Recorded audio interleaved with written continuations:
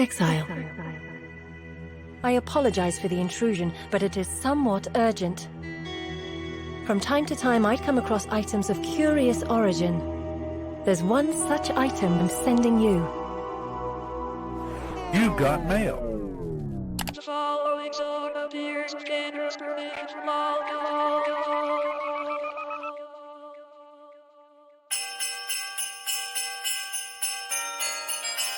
Flame dashing through the fog on a 3090, 15 FPS on a $30,000 PC.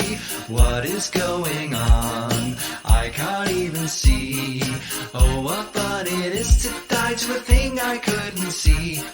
Jingle bells, brand new spells, one-shots every day. Oh, what fun it is to die in an unexpected way.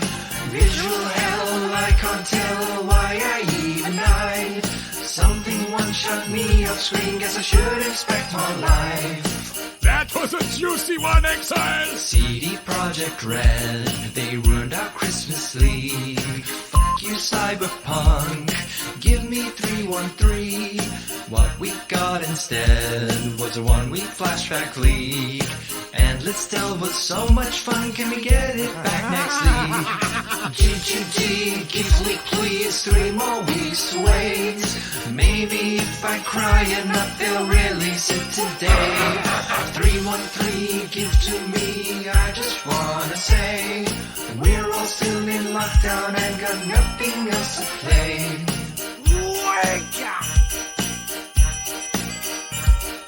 Reddit's not happy, cause crafting isn't free.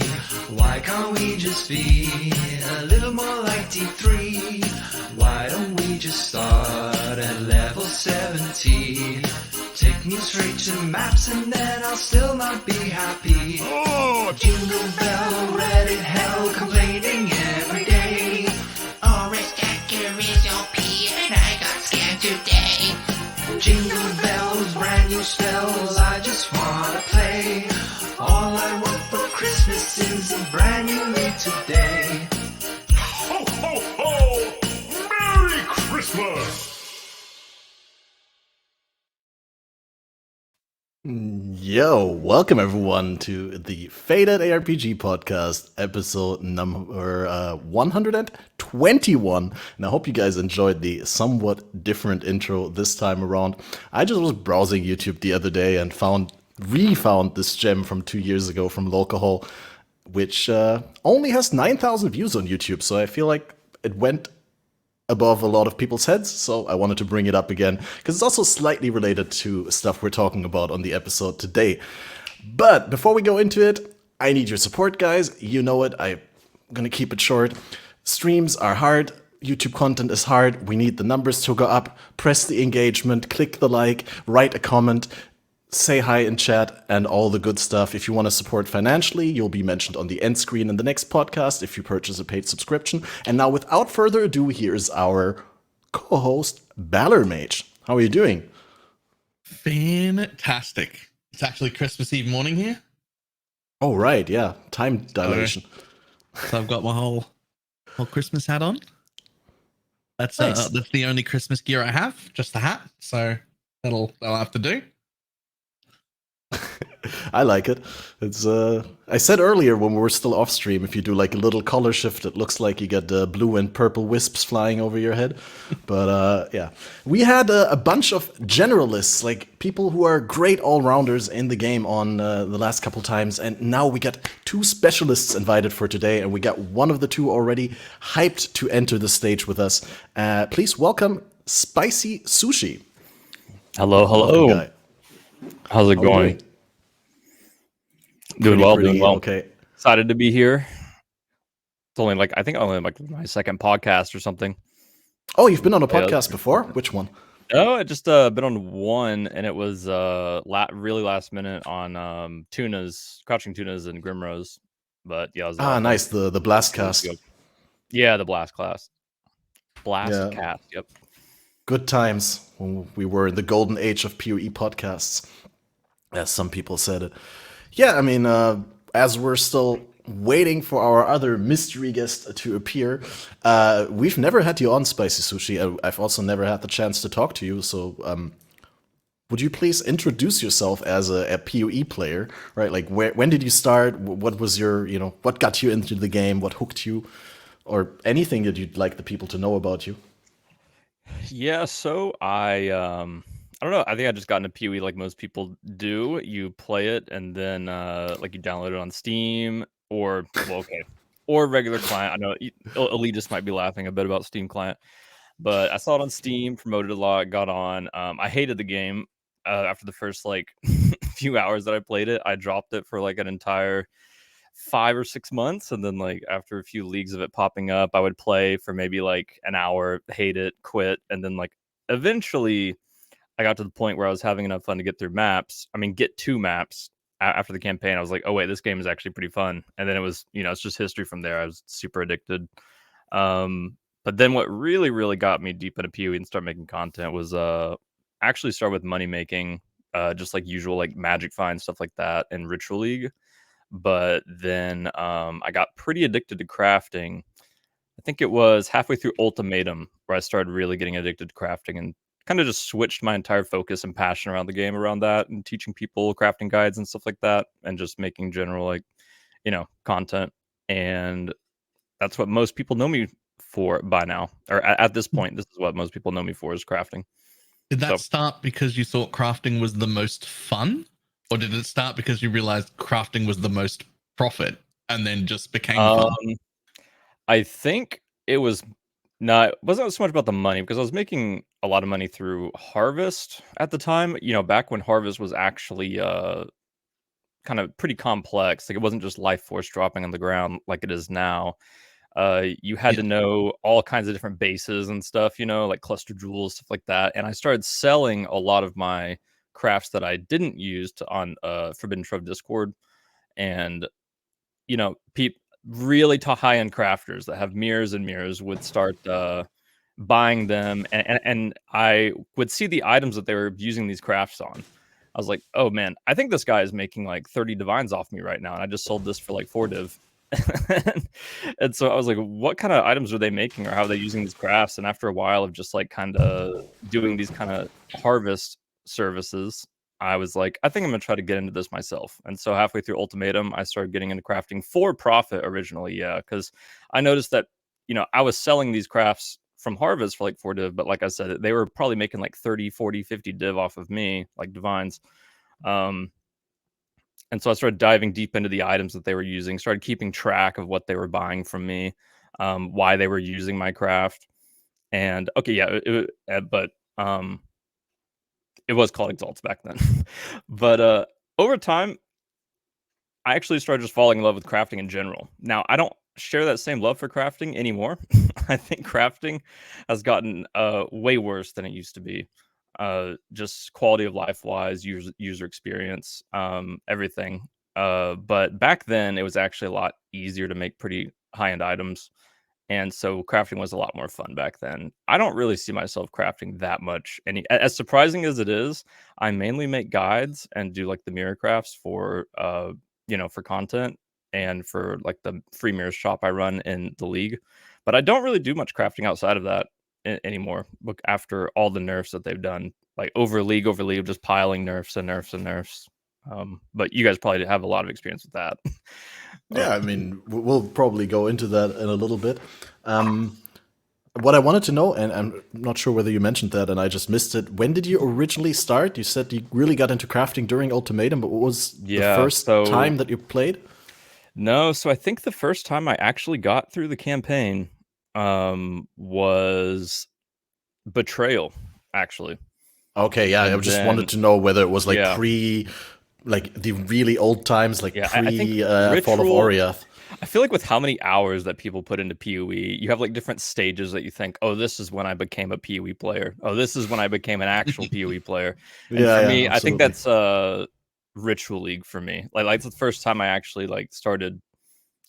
Everyone has their own definition for that. That stage of you as a player in PoE. But for me, Ritual League was the first time I started actually investing in my maps, making like a pretty expensive build. Got my Headhunter for the first time in Ritual League as well. And before that, it was really just playing casually, like maybe for a week or two, then quit. I think in Betrayal, I told you that was the first time I got through the axe. I tried to 6-link a Queen of the Forest, and I farmed up all the money that I had gotten for an entire week and spent like all of it trying to 6-link it. Ooh. And I failed and then just quit. So that sounds terrible.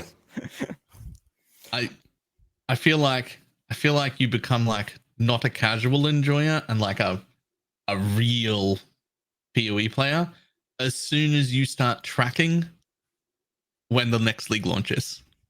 As soon as you're paying attention to like, oh, when's the reset? I don't care how good you are at the game or how far you're progressing. Like as soon as you're starting to track that, you're locked in. You're a PoE player now. This isn't like a casual game you pick up occasionally. You're now stuck. Yeah. I think you start to realize around that time as well how honestly like much of a privilege it is to have a game that comes out with updates this frequently. It's really incredible that they can actually come out with so much content every like 3 to 4 months. And that's what kind of like amazed me was it's like we have all of this stuff to do this league right now, which is probably like people are saying it's like the juiciest league of all time. Not quite, but I think yeah, like people are saying it though. And then it's like but it's time to go again, like in 3 months, you know, a whole new league, everything, all of that's possibly wiped from the entire game that we have right now, and then it's a fresh start. It's actually kind of crazy. Hot take, but I really admire GGG. No, that's not the hot take. The hot take comes after. I really admire GGG for admiring. And I admire them for not what you said. Well, that as well, obviously, but for being able to essentially get most players sold on the idea that they lose all their progress every 3 months and start over. And everyone is hyped to do it as well, right? Imagine if they... I mean, there was a time when leagues were not the main thing that people played, right? When most people played permanent. That was also back then when most people played hardcore. And just this shift that they were able to do, to have this huge softcore player base, and all of them are happy to lose all their progress all 3 months. It's really impressive that they taught their players so well. It's weird to even think about it as lost all their progress. Because league starts like the most exciting time because everything's new. It's just not even. It doesn't even occur to me to think about it that way. You see, you even like it. Stockholm syndrome all the way. Yeah, I mean, it's one of those things you either like or you don't. And I feel like PoE drives a lot of people away for that as well. But it also, I would not enjoy PoE if we didn't have all of our progress wiped. So, if you remember like Diablo 4, when they announced that they'd be wiping everyone's progress every league, for us, that's like, oh yeah, it's normal. I mean, that's why we like Path of Exile, is because it's a fresh restart. But if like on the Twitter, like the replies was like, what are you talking about? What kind of game is this where everything's gone like every 4 or 5 months? Like, who actually likes this, you know? And for us, it's that's what makes it amazing. That's Standard behavior. What do you mean? Yeah. But I think for most friends I do try to get into PoE, that is the massive wall for them, is that they have to go through the campaign again. I mean, eventually as you get better and better at it, the campaign's like, yeah, I mean, it's whatever to get through the first day, but then it's gone. You don't have to do it for 3 months if you don't want to. And it's not even like a pain for us, but for some people it is a massive wall for them. Yeah. No, I was just going to say, and that was the hot take portion, was I actually like losing my progress. I actually remember, like, back in the day, I didn't get hooked on Path of Exile for the leagues.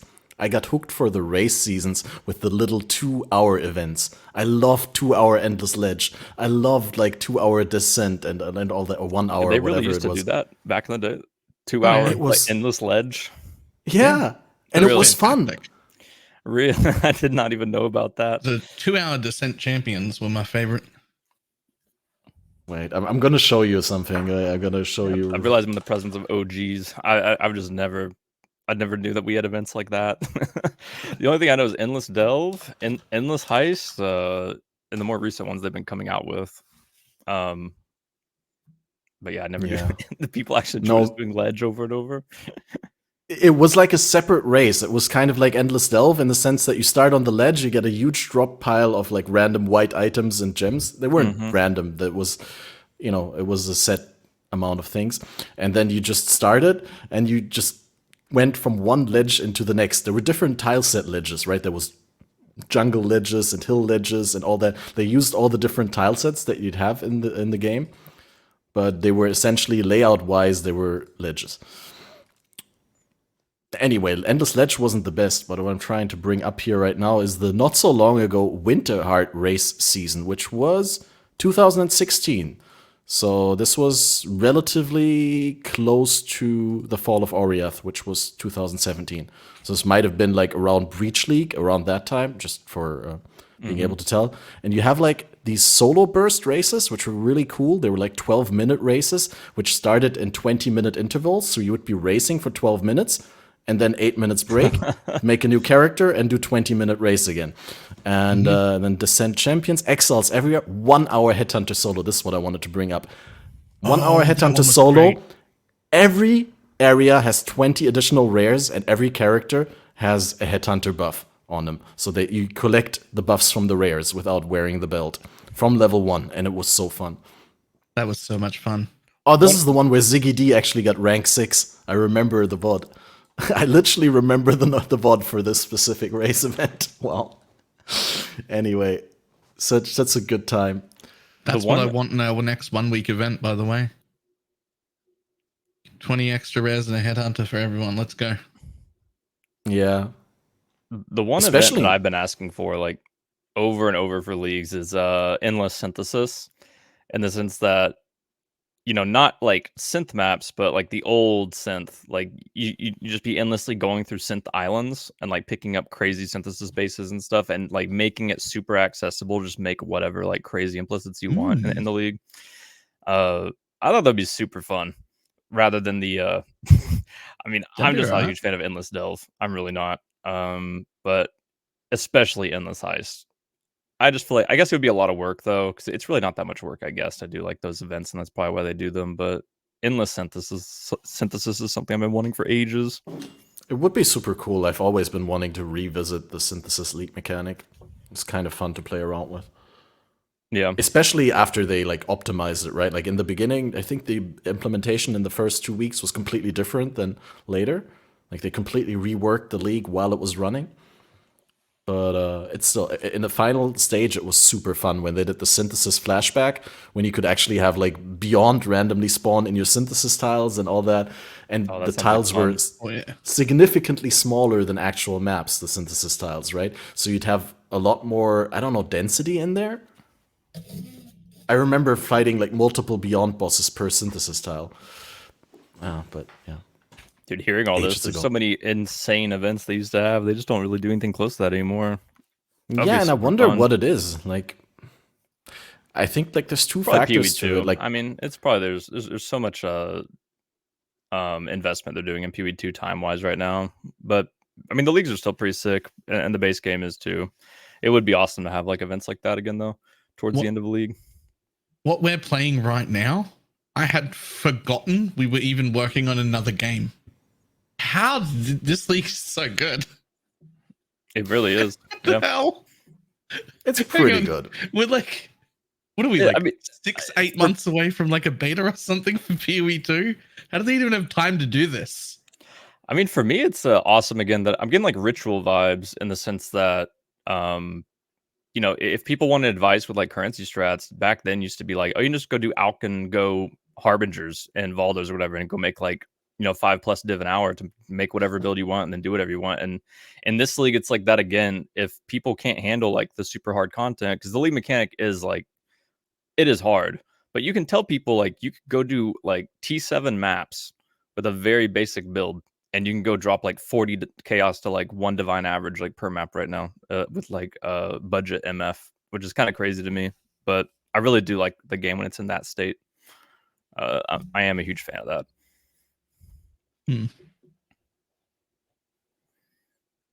Right. Well, there's one thing that I directly want to talk about, and that's the introduction of the Valdos puzzle box, because we had a little bit of pre-stream chat about you. What is the word that I'm looking for? Getting a taste of the hardcore feeling and actually liking it.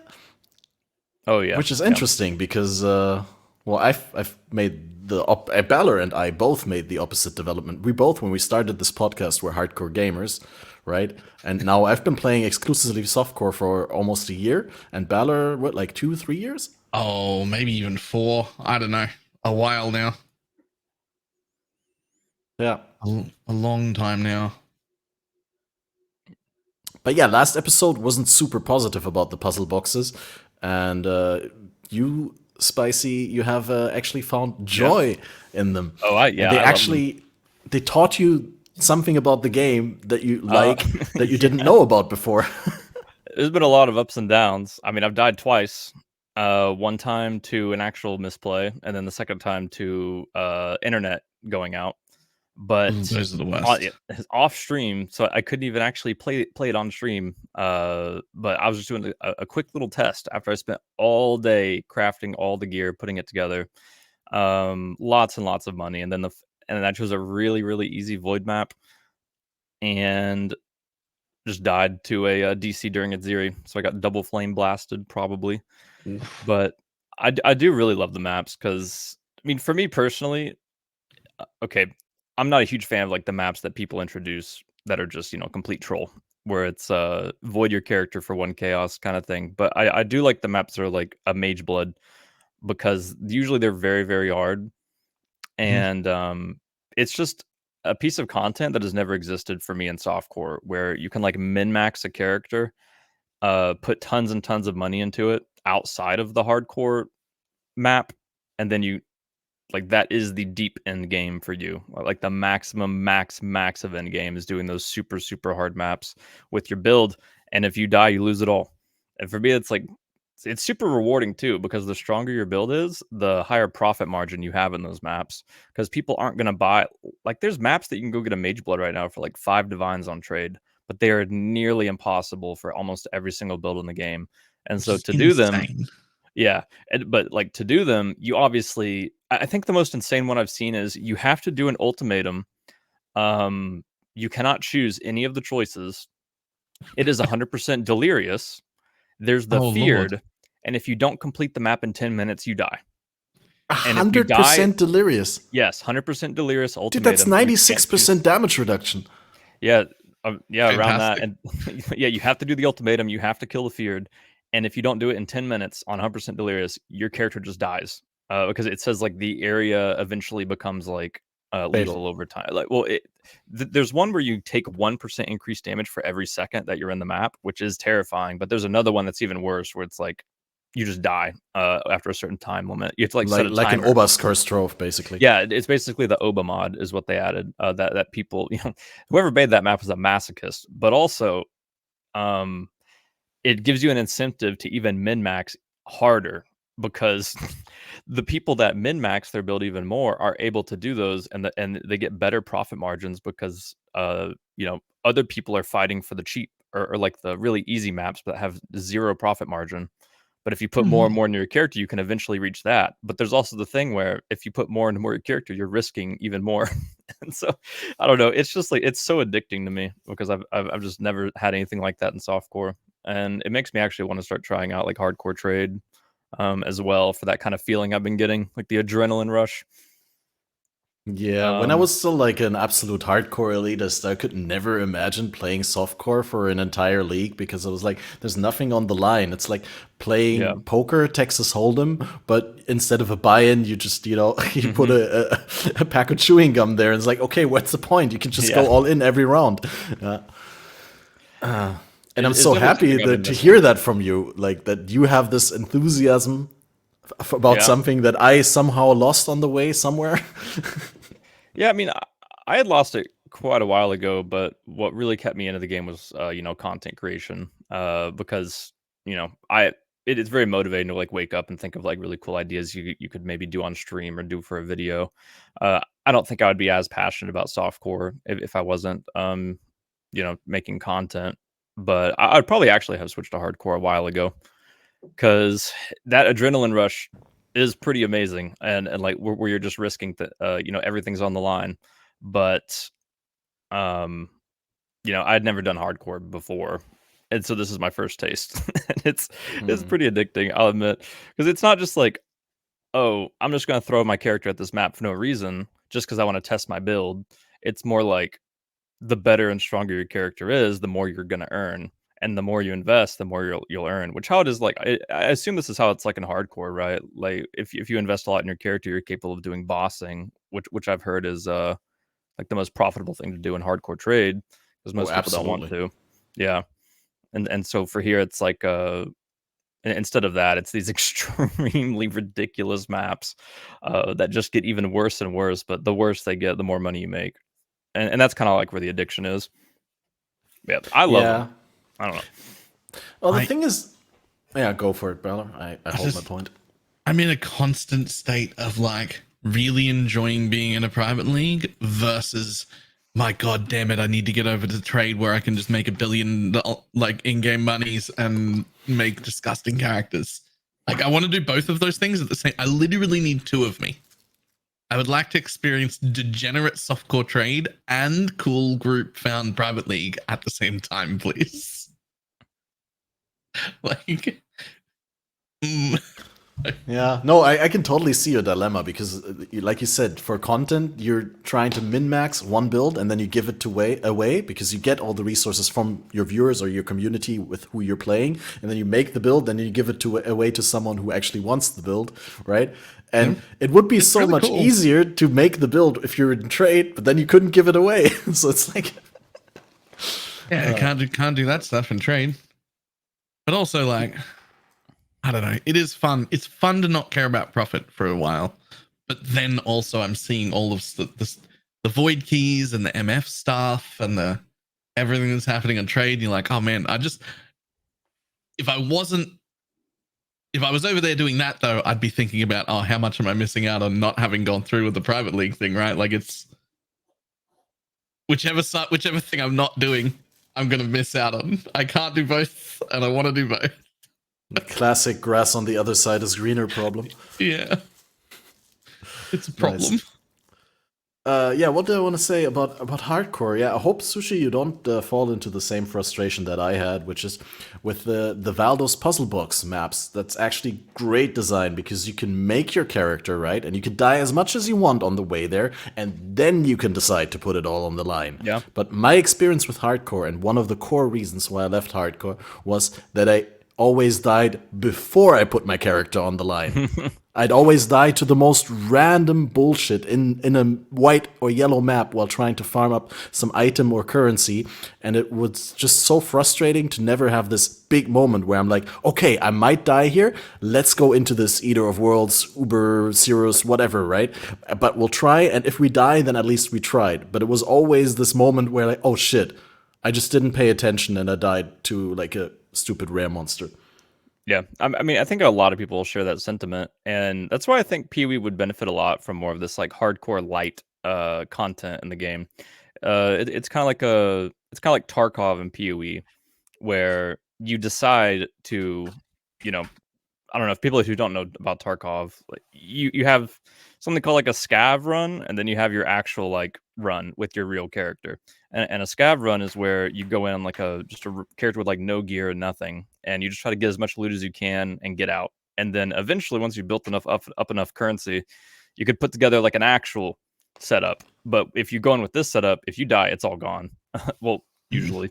But and I don't know. I think PoE would benefit from more like hardcore light in the sense that content where maybe not you lose your entire character and everything, but you lose something. There's something on the line, because it is just way more fun, in my opinion, that way. Because the only kind of content we have like that now is you could invest a lot in a map but not get a lot out of it, or you just do a usual gamble like Voidborn keys or div card gamble. But I don't think that's anything comparable to actually playing the game with your character and putting something on the line there. But there is content in the game where you're not allowed to die. Because you're exactly singing my song there. Like I've said this countless times on the podcast already, that I'm a big fan of a little bit of softcore entering hardcore and a little bit of hardcore entering softcore, right? And so I was a really big fan that, for example, you can't do a Sanctum run and die, right? You have to not die in order to complete a Sanctum run. Yeah. Same with Lab, right? But then in hardcore, you can lose a Sanctum run without losing your character, which is kind of softcore, right? And same with Toda, right? That allowed you to lose the Toda match, but you kept your character. And so it's a little bit of softcore and hardcore, and then a little bit of hardcore and softcore, and just do a little bit of, what is it, cross-pollination? Because there's so many fun aspects about both of those game modes. Yeah. I mean, it's same with Ultimatum now, too. Like, after they reintroduced it, it's where usually you'll die unless you don't get, like, full ruin stacks. But I do love that type of content. I wish Ultimatum was better than it was. It's completely ignored now by most people because it's nowhere near close to what it was when we had it. You can go up to wave 13 every time, and you just make more money skipping it. It's so bad. But Yeah, there's so some much guy on fun. Reddit who I said he want it. made 15 div an hour doing Ultimatum, and I did his Yeah. exact strat, and like my catalyst did not add up to that. It was like majority catalyst, but I don't know how he got that much, but He might have been doing it right early. Like if you yeah, maybe. Catalyst's day 3, insane profit. But by the time you're a week in, it's gone, right? Because everyone's got access to a little bit. I do like money, but yeah. I do like, for me, subjectively, it feels like the baseline return from Ultimatum is bigger and like the top end is lower. And I just really, thinking back to my hardcore solo self-found days, right? I just really like Ultimatum as a source of catalysts over Metamorph. Because I think in hardcore solo self-found, I'd be able to do Ultimatum quite safely, as opposed to Metamorphs, where you have to really know which mod and which monster you can combine with which map mod and all that. Right, like additional projectiles with what is it called? The drop bear barrage. That's not a good idea. A lot of shotgunning with old Metamorphs for sure, right? Yeah. So Metamorphs is really hard to gauge, and you really need a lot of game knowledge to do them safely. And with Ultimatum, it's a little bit easier. And I like to have an easily accessible, consistent catalyst source. Because also in Metamorph, I never got a stack of 5 catalysts, I think. I don't know. Oh yeah, the catalyst that you get, it's absurd how many catalysts you get from Ultimatum now. So I think it is a great source of that. What I noticed is I did Ultimatum for 2 full days, all day for 2 whole days. And what I noticed was there was like, I'm pretty sure this is how it is. I didn't see any difference in loot between comparing wave 1 and like wave 13 or wave 10. Like, ooh, I don't know about that. Like for me, when I got to across doing Ultimatum all day, every day for 2 days, my wave 10 reward and wave 13 reward was on average like worth maybe 1 to 3 chaos. It felt like, compared to wave 1, 2, 3, where it felt like average 1 to 3 chaos as well. like not actual raw chaos, but I actually have a clip on my YouTube where it's so funny.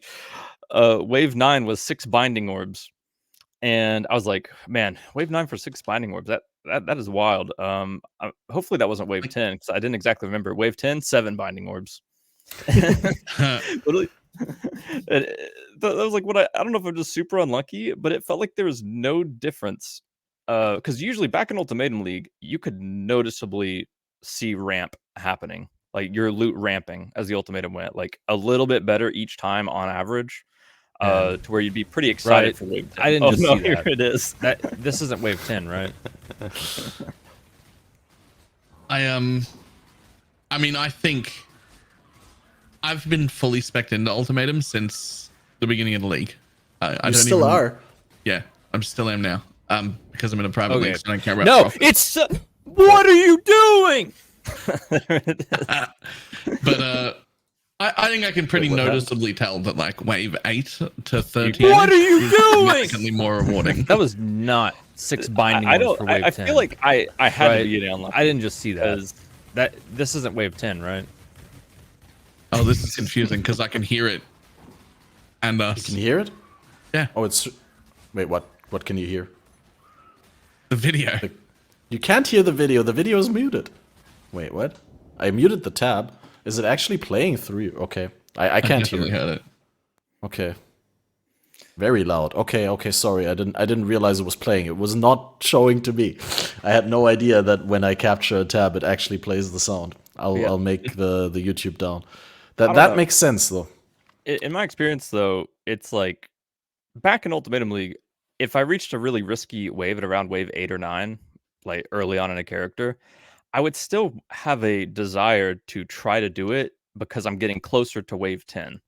Because I feel like the closer I got to wave 10, the more likely I'm going to get like a big reward, like an exalted orb possibly, or something worth over 20 chaos. But for me, those 2 days that I did it, I started just if it was like a stand in stone circles and I just didn't feel like getting to the final wave, I wouldn't feel bad at all about dropping it, because it's like every wave 10 I was getting to, it was giving me like a T5 map, a T4 map, a chisel. I think wave 10 gave me like 5 chisels one time. And it's like early on in the wave, I'd be getting like wave 2, 10 chaos, or like wave 4, 6 fertile catalysts, which are worth a ton of money right now. It's just kind of weird to me. I mean, in my experience so far, it feels like there's no ramp and it's just random, but I could be wrong. But, it definitely ramps. Like wave 8, 9, and above are significantly more rewarding than the earlier ones. Like overall, by a long shot, it's noticeable. I've been doing it for the whole league. The problem is that waves 8 to 13 are still not rewarding in average. Like, sure, compared to the of somebody with like, there'll be clips of somebody like with an apothecary card, but like, you know, that also drops on the ground anywhere occasionally, and it's such an outlier. It's not really part of, like, unless it's happening super regularly. Yeah, I mean, that was my goal, was to try to get an apothecary or like a doctor, but I didn't get a single div card worth more than 5 chaos, unfortunately, over like 200 maps, 200 ultimatums. But yeah, like the Keystone ultimatum, I did it for a bit, but man, it slows down your maps so hard. It can just throw such horrible combos at you that takes so long to complete. If it's like shrinks the arena 2 times in a row, puts the Fizz degen totem on top of it, million monsters in there, it's like, okay, and it's like a survive round where you have to stand in there. So you're just like flame dashing in, flame dashing out, flame dashing in, flame dashing out. It takes like 10 minutes. And then if you do the wave 10 ultimatums without the Keystone, they're so fast, you know, and you farm so many more catalysts per hour. Overall, though, it's I don't know, it's a very weird reintroduction to me, in my opinion. I really hope they improve it a bit more before next league. Or, well, maybe not before, you know, but before next league at least, because I really do enjoy Ultimatum. It's probably the most fun content for me right now, besides the Void box or the Void puzzle box maps. It's just such great stream like content because of the regular breaks and screen freezes. You can just interact with chat and be like, you know, making your jokes, having a sip to drink, you know, do that. I just do that while fighting the mobs. It doesn't help that the lead mechanic doesn't work with it, because they don't drop loot at all. Yeah, that's sad, actually. That is the part that makes you feel horrible about it, is because if you're just not having a good day in Ultimatum, like everyone else is just dropping so much currency from all the regular monsters in the map, and you're dropping 0 loot. That's probably the big downfall of the mechanic, and next league it will probably be much better. And that's also why chat is pointing out right now, if you like spec fully into ultimatum, you just jump into an atoll, do the ultimatum, jump out and throw in the next map, and you exclusively pump out the ultimatums instead of doing the maps. Yeah, that's what I did in Mesa. I just did I would run to the map boss, kill the map boss for because I was fully spec'd into like boss rushing, like dropping guardian maps and stuff, and then I'd go straight to the ultimatum and then leave. But yeah, I was really excited for it, and I think I made more off of the map boss dropping guardian maps than anything. It was like 3 times more than the actual ultimatum loot. Yeah, oh, that sounds terrible. Makes way more money. It is quite sad, actually. Yeah, I was looking forward to it so much. I know so many people were looking forward to it as well. It's unfortunate that it's like really just incompatible with league mechanic, though. I wonder why they made it not drop loot, because like it's not really rewarding. As fun as it is, it's not really rewarding. Why make it not drop loot? That's just taking away another like possible reward. I assume that they didn't want to drop loot so that they could make it more rewarding, and then they just missed the mark on making it more rewarding. Like, I mean, it's hard to balance that if you don't have a large testing ground, right? Is it? Yeah. I feel like I don't know. GGG usually takes the approach of like, well, my experience, in my opinion, it's like, we're going to reintroduce this, and they use a reasoning as in, it would be too rewarding because of X, so we're going to have to introduce it by nerfing something in it. When I feel like the approach they should take is just let people just blast. Like if it's super overtuned, they can nerf it from there. But just reintroducing it in a really nerf state with the assumption that it's going to be too rewarding if they don't is, I don't know. Because like if you brought Ultimatum back exactly how it was, it would not even be like overpowered compared to what we have in the game currently. So Sanctum. yeah, like it would actually fit right in, Yeah, but that's the thing. Like Sanctum is the counter example, so to say, because they reintroduced it. It wasn't how they originally had it during the league, but still, it's like been printing mirrors last league. I'm actually so sad that the XP that I always thought Sanctum was just naturally a great XP mechanic. Like if you wanted to push to 100 or something, Sanctum is a great way to do it. And I was really sad to hear that was a bug. It was never intended. It was like never intended because they accidentally had the relic, the unique relic that converts all coins to XP. They actually had the XP buff on the entire time. It's like that's been that way for like 2 leagues, like Sanctum League and last league. It was like that. And they just what do you mean? All the time, even if you didn't have the even if you didn't have the relic in, everyone just had relic. it, and they were still dropping coins. So that I did the not amazing know that was XP happening. that No, I was not aware either. So yeah, I just thought that was hilarious because we've had that for 2 leagues. Sanctum League and last league is when we've had that experience, and we were like, man, I love Sanctum. It gives a lot of XP. Great way to get to 100. Oh yeah, that was unintended, by the way. It was never supposed to be a thing. Rip. Damn. Yeah, the game is weird with its cycles and all that. I've heard so many different opinions over the years where people say, the game is becoming too hardcore, the game is becoming too softcore, it's too easy to. Where do you stand on the whole, like, going from here to PoE 2 thing? I mean, having started around, what do you say? Ultimatum? No, Betrayal. Yeah, Betrayal League. How do you contrast the game when you started with the game now? And how do you extrapolate the development? I don't want to load too many questions into one.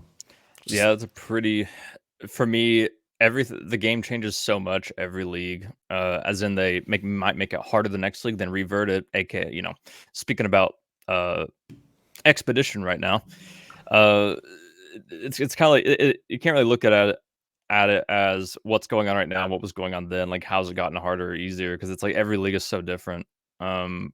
Expedition the game was extremely painful to just get through and play at the very beginning. Once you had a character set up, it was pretty fine. It wasn't really that bad, but it was pretty painful dealing with like the nerfs right from the get-go.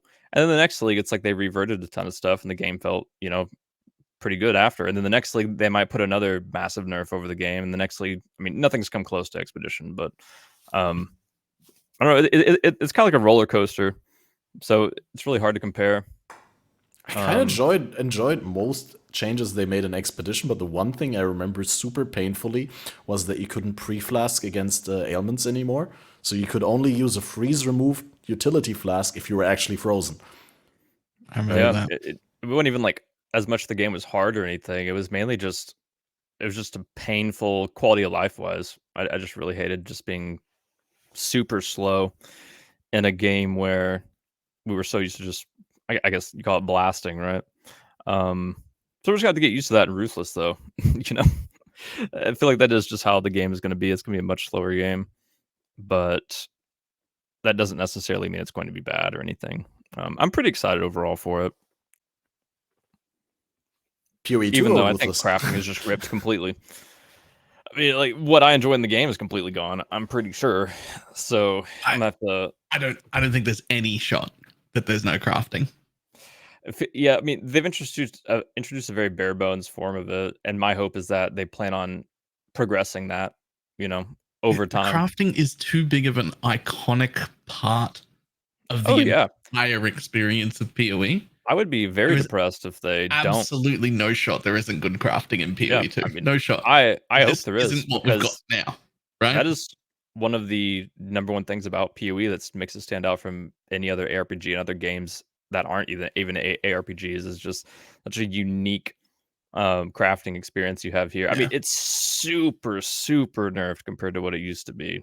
I think I talked about it earlier in the podcast, how I have found myself enjoying it less and less, but it would be still very sad to me if they just kind of toss something that makes the game as unique as it is just completely out.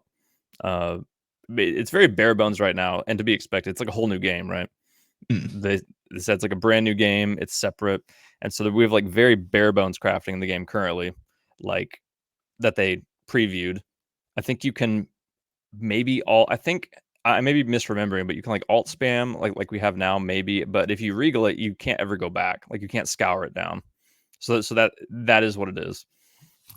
And maybe over time they plan on just building and building and building on top of that, and that's what I do hope, because that's how PoE started in the first place. I mean, it was very bare bones at the start, and they just built on it every league, and they may just be taking it from that approach, right? Like, this is our brand new game, and we want to go very slow with it, because I think transferring PoE 1 crafting over to PoE 2 like it isn't a fresh new game would be a really bad idea, because in my opinion, the current state of crafting right now is not something that I would want to see if they're starting fresh. What I will say, just because I see it in chat now, but I also see it in my chat a lot. It took me potentially years to realize that crafting wasn't just a pure RNG slot fest, pull the lever over and over again and hope you get lucky, and that it was actually like overall super deterministic. Like, you can actually just get what you want.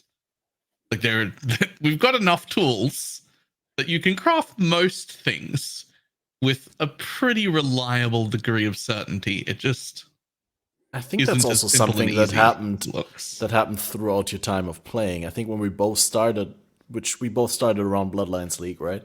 That time, end of 2014. And I think back then crafting was, for all intents and purposes, more random and more like just getting lucky. But there was like fewer steps to the item creation process. So the getting lucky was just, getting lucky on a tyrannical prefix or something like that. That was already the big ticket, kind of.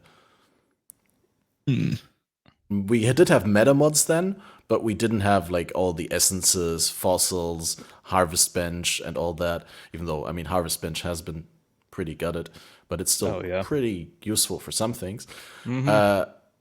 Before we go into criticizing what's bad about crafting right now, what do you think spicysushi was like? What for you personally was the best state of crafting in Path of Exile? I'm curious what you're gonna say. The best state, I would have to go with Sentinel League for sure. Yes, I agree. Sentinel by far, and it would pain me if they didn't bring some form of it back.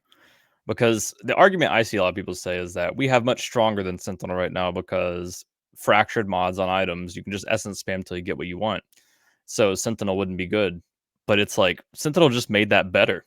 Because you could take two fractured mods and put them together, and wow, what you're essencing is even better than it is now. So I mean, Sentinel enhanced every single avenue of crafting in the game. Like, literally every single type of crafting you do in Path of Exile was enhanced and made more quality of life, made cheaper, made more accessible by that league mechanic. It was also good at every stage. Like, if you were a degenerate making mirror tier stuff, you were using it. And if you were trying to make your very first bow of the league, you could use ones you picked up off the floor. Like, it was usable everywhere, like for everyone. And that was my favorite part, is that it was like, oh, they've introduced a thing that's literally good for everybody. That's insane. And then it's not here. I want it back. There's one build that I like playing a lot, and I haven't played it in a while because it's not that strong right now and kind of a meme, but Death's Oath, right? And with Sentinel, with the recombinators, you could craft Iolite rings, which is the ring base with the increased chaos damage implicit. You could use the essence for chaos.multi, and you could use the essence of envy for increased chaos damage, and then slam those together and have both increased chaos damage and chaos damage multi on the ring explicits. Oh, it was so good. And it wasn't even like OP because it costs so much and he took so much out of the economy all the time. I mean, how many times did I fail it and end up with shit rings that I'd have to scour? Yeah, I mean I think it is not like a beautiful league mechanic crafting wise because of what you could make in the high end game. I think it was beautiful because yeah, like Baylor said, every stage, you could have no money in your stash, but if you pick up an item off the ground that might have suppression, it'd be dead immediately right now. Like if an item just has suppression and like nothing else, it's like Yeah. garbage. But back then, if you're an SSF or something, you get an item from ROG that has like suppress and life, and you get another item that has like some resistances. You could just, and recombinators were dropping all over the place. So you would definitely be capable of just slamming them together and eventually making something really good for early on. And that's what I do miss. And outside of that, like outside of recombinators, I mean, I think we all unequivocally can say that recombinators are great and we'd love to have them back, and we don't see a great reason why they couldn't be back. Yeah, I mean, I do have a lot of other opinions on things they should add back in the game. I've gone over it millions of times on my channel, but we could dive into it too. But I really think on the higher end, Harvest? Yeah, I enjoyed Harvest. I didn't really enjoy Ritual Harvest as much because it was just like an item editor, and yeah, in my opinion, it's just an item editor, and it didn't really have much complexity because you're just spending hundreds of divines, adding, removing, adding, until you get what you want. And I just think it's not very, I don't know. People, I do like for how accessible it made things, but when it comes to it just being really cool in general, I think Sentinel like takes the cake there.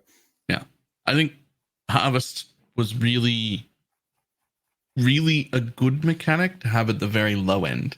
Yeah. And anything above that, the fact that we were making stuff with just no thought at all was ridiculous and stupid. I think it was bad overall, but I do understand why a whole bunch of people liked it, because they could suddenly make entry-level items very reliably. And I wish that I could figure out a way to let that happen still really, really easily to like first league, second league players who don't know what they're doing yet, without just breaking everything above that. Because it's complete bullshit. Like, we don't want it. It's I mean, unfortunately, they kind of just tossed that out the window when they made Harvest. When they reworked Harvest, they made like early on in maps you're dropping like no life force at all. And they removed more common reforges. So back before the rework, people could still use Harvest for like the lower end, not as crazy OP as it used to be back in Harvest, but with the second rework of Harvest where they nerfed it, but it wasn't life force and stuff yet, you could still just like slam some life more commons on an item and you'd be getting some crafts in your maps because it wasn't life force back then. You'd still be getting crafts from the Harvest plots, and it was still the best way to gear up an SSF. Because you just slam some life more commons or something, and you'd eventually have an item with some good life mods, and then resistance, and you're good to go. And nowadays you don't really do that. I feel like an SSF. I mean, I don't play SSF, so I don't know, but I can't imagine that getting that Harvest as an angle for your early gear and like white maps. Because like. Aren't the life force quantities just so low? You get nothing. The life force quantities are fixed. They're not based on item level, so it takes exactly the same amount of juice to use a craft on a low level item, entry level item, as it does on a high end item. But like you said, the gains are so low that you have to save up so much. It's completely unworth in white maps. But I could imagine like when you're in yellow maps and you're like in hardcore, so you're over farming a lot, like you level to 90, say, in yellow maps or something like that, and then you can actually go to ROG and get high eye level bases from ROG and from Gwenin and whatever, and then take them into Harvest. That I could see, right? Like even with saved up currency, because then it's worth, because you did farm a lot for the currency, but at least you're using it on a high eye level base. But both spending a lot of time to gather it and using it on a low level, I don't see that.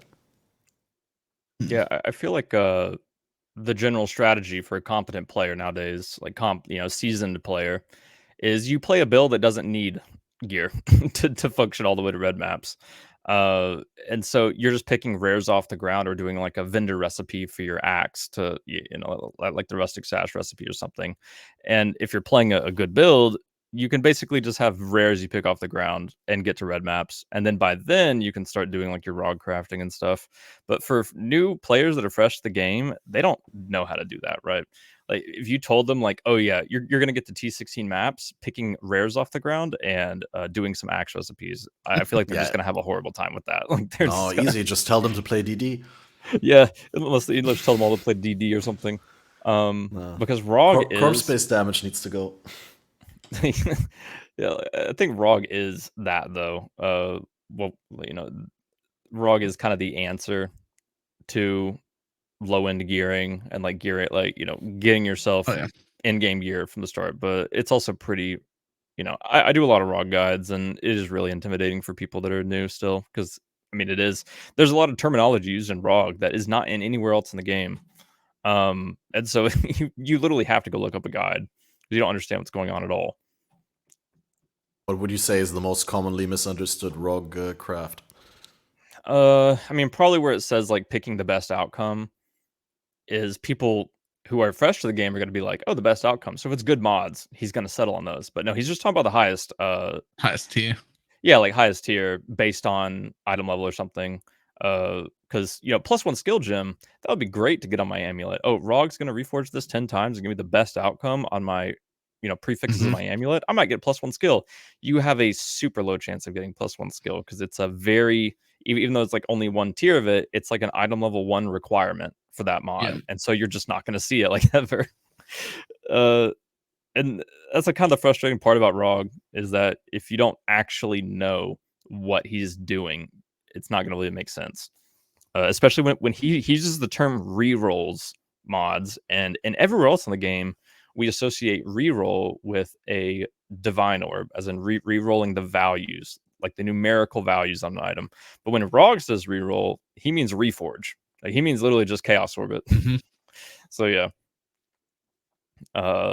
So there's some pretty confusing terminology and mechanics in ROG that are, you just literally have to go look up a guide, to be honest, to kind of understand it if you're completely unfamiliar. Oh, that's correct. In-game Chaos Orb says reforge an item. Yep. But on the PoE wiki, it says it's an item that can be used to reroll the modifiers. Yeah. Pretty a little bit inconsistent. No, that's great. Great knowledge. Yeah. So what do you think is the big problem with crafting now? Currently? Quality of life? You said something like that earlier. Yeah, quality of life. I feel like the definition of determinism to GGG has been kind of lost over time, because for them it seems like if a craft is deterministic, it means no matter how much currency you put into it. If you put in enough currency, you can eventually get it, and that is determinism. And in their eyes, it seems like. But I feel like a lot of crafts are still like that haven't been nerfed, but it was the reasoning given for a lot of nerfs that we've gotten in the past. That was like the big thing with Harvest, right? It was deterministic to make a perfect item if you spent hundreds and hundreds of divine orbs. And nowadays it's like you could spend like Ashling. I think there are big, sorry for getting off track, but I feel like there's like big ages of crafting in PoE, and along with that, like big nerfs that come to those. And those are like the defining moments in PoE when determinism is like stripped down from the game. I think one of the biggest things was Ashling in its original state. 100% chance of adding a veiled modifier, will not remove anything. It can add 2 veiled even. And then when that was nerfed, it was stripped down to it can add an item. It will add a mod, but it will also take away a mod. And so we've stripped away a little bit of determinism and added in lottery system, right? But the problem is with that is that Ashling was already a gamble in the first place. Even if you had a 100% chance of adding that mod without removing it, you still had to gamble the unveil part of it. It wasn't always guaranteed that you were going to get the unveil that you wanted. On some items it was, and on some it wasn't. Like for example, like a bow getting attack speed or crit chance, that's not guaranteed on your suffix. So it was never actually like 100% guaranteed you're going to get what you want. If you spent enough money, it was, but it was the reasoning why they nerfed it the first time. And we've seen that. Sorry, go ahead. I've been yapping for that, a while. That's an interesting byproduct of that is that just somebody who makes the sort of money we do is still deterministic. I'll get the item I want no matter what. Yeah, it just costs more money, but money doesn't matter. But it does to a lot of people, and they don't have determinism anymore. I feel like that change hurt the wrong people. Oh yeah, I remember when I was helping Rax, who has been visiting PoE for a bit. I was helping him make a bow the other day, and we added the Ashling modifier. No problem there, and he was like, "Great, it's done." And I was like, "Hopefully you get it first try on the unveil." He was like, "Wait, what? You mean this is not guaranteed?" It's like, "Nope. I mean, it's Path of Exile. This is what it is." There's just like so many layers of gamble along the way, but we call it determinism, and GGG sees it as determinism because if you spend enough money, you will get what you want. Now we don't see that for everything nowadays, like reforging and harvest. We used to have something called reforge keeping suffixes or reforge keeping prefixes, right? And that was a failsafe for if you filled up your item. We don't have that anymore, and that's one kind of gripe I have about the harvest nerf is that I feel like there's really no issue to bring that back if you just make it really expensive, like life force cost wise, because people would pay that price if it would save them their 30 divine item that they just invested in. And correct me if I'm wrong, but like, isn't that in the game technically with Eldritch items and Eldritch crafting? Like, I mean, yeah, like if you're doing other Eldritch influence item, bases, you're good. That is another point I was going to get into, is that I feel like GGG's consistency with nerfing determinism is just really off, because making an Eldritch item you have so much leeway with that, because if you fill up your prefixes with the Reforge, you can Eldritch annul it off. But why is that in the game? Is that getting nerfed soon? you just don't know, because that is deterministic. That is very deterministic. That is much more deterministic than a lot of things we've had in the past that GGG striked down because it was seen as too guaranteed. And that is Eldritch crafting is very guaranteed if you put in the money. So that's why it's kind of scary. Like, you don't know, like, is this going to stay in the game? Is it not? That's one reason I love Hinakor's locks coming back, though, because that is kind of our reforge keeping suffixes and reforge keeping prefixes. If you have a very expensive item, when they were down to like 3 or 4 divines at the start of the league, I was hoping that they would be common enough to where they would stay around that price range, because that's just such an accessible way for people to make crafting a little bit more I'm gonna say deterministic, but I'm just gonna say, like, quality of life, less painful. But now they're like shooting to the moon now, so I guess that dream is kind of gone. Rip. Yeah, I was always wondering whether they're going to nerf Eldritch crafting or buff the mods that you can have outside of Eldritch influenced items, say Shaper, Elder, the traditional influences.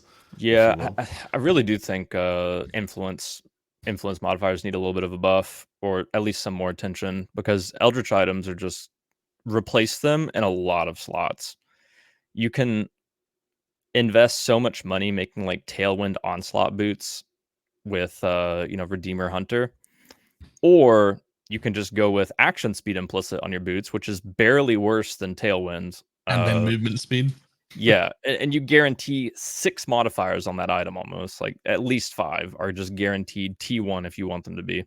But on a influence boots, the Awakener Orb, you get 2 guaranteed. Your third suffix is random. If you usually reforge for elusive on crit, but if you reforge that, you could just hit 3 prefixes, and whoops, time to use an annul for 50/50. Yeah. So I think Eldritch items are just completely destroying them in some avenues, and that's why I feel like it's going to get a nerf soon, which is what I'm scared about. I don't want them to be nerfed at all. I would rather influenced items get a little bit more love, because there's very few slots now that influenced items are, just way better. Like, yeah, they are better than Eldritch items, but only if you invest tons and tons of money. You can invest so little money on an Eldritch item, and it'd be way better than any like budget mid-range influenced item. Yep. But there are situations where like you really want influence. But there's very few mods like that in the game. Most people like, if I go to PoEDB, like PoE database, and I go look at influence mods on items, there's something I don't even know, never even knew existed in the game, because they're just completely just no one like on shields. There's like avoid elemental damage from hits, like avoid fire damage from hits, avoid like blank, like whatever. I would even go to say like 80+% of influence mods are never used in the game ever again. Which is what's a little bit sad, because I feel like an overhaul is really needed there. It would be really, really, it would be really cool to get back in the game. Yeah, because then that could be basically the Eldritch items could be our low-level sort of harvest, very deterministic kind of crafting, which you would eventually want to get out of in order to get into real endgame gear. Because some things would just not be possible on that. But right now, I'll agree with you that they're way too easy and way too strong. Influence gloves used to be a must-have, like on every dot build, I'm pretty sure, if you didn't use unique. Yeah, you get like chaos dot multi or fire dot multi. But compared to just an Eldritch item nowadays, it's just not, like, no one uses influence gloves anymore for those builds. Dude, like an Eldritch item, you just put like a Ignite Prolif or something else, which is like crazy good early on in the league. If you can get like Ignite Prolif on your gloves, or Exposure on your gloves, or something like that, and it's just so much cheaper and so much easier than actually like crafting some influence gloves that you're only guaranteeing like 1 or 2 mods, that you want. But yeah, we're looking at the list right now. I mean, there's so many mods that the people don't even know exist or have completely forgotten about. Yeah, I opened the shield, like you said earlier, and then you were talking about gloves, so I thought I'd bring up the gloves. But yeah, dude, advanced traps and increased trap throwing speed, they used to be the thing for trappers. There used to be a mod that was you throw an additional trap.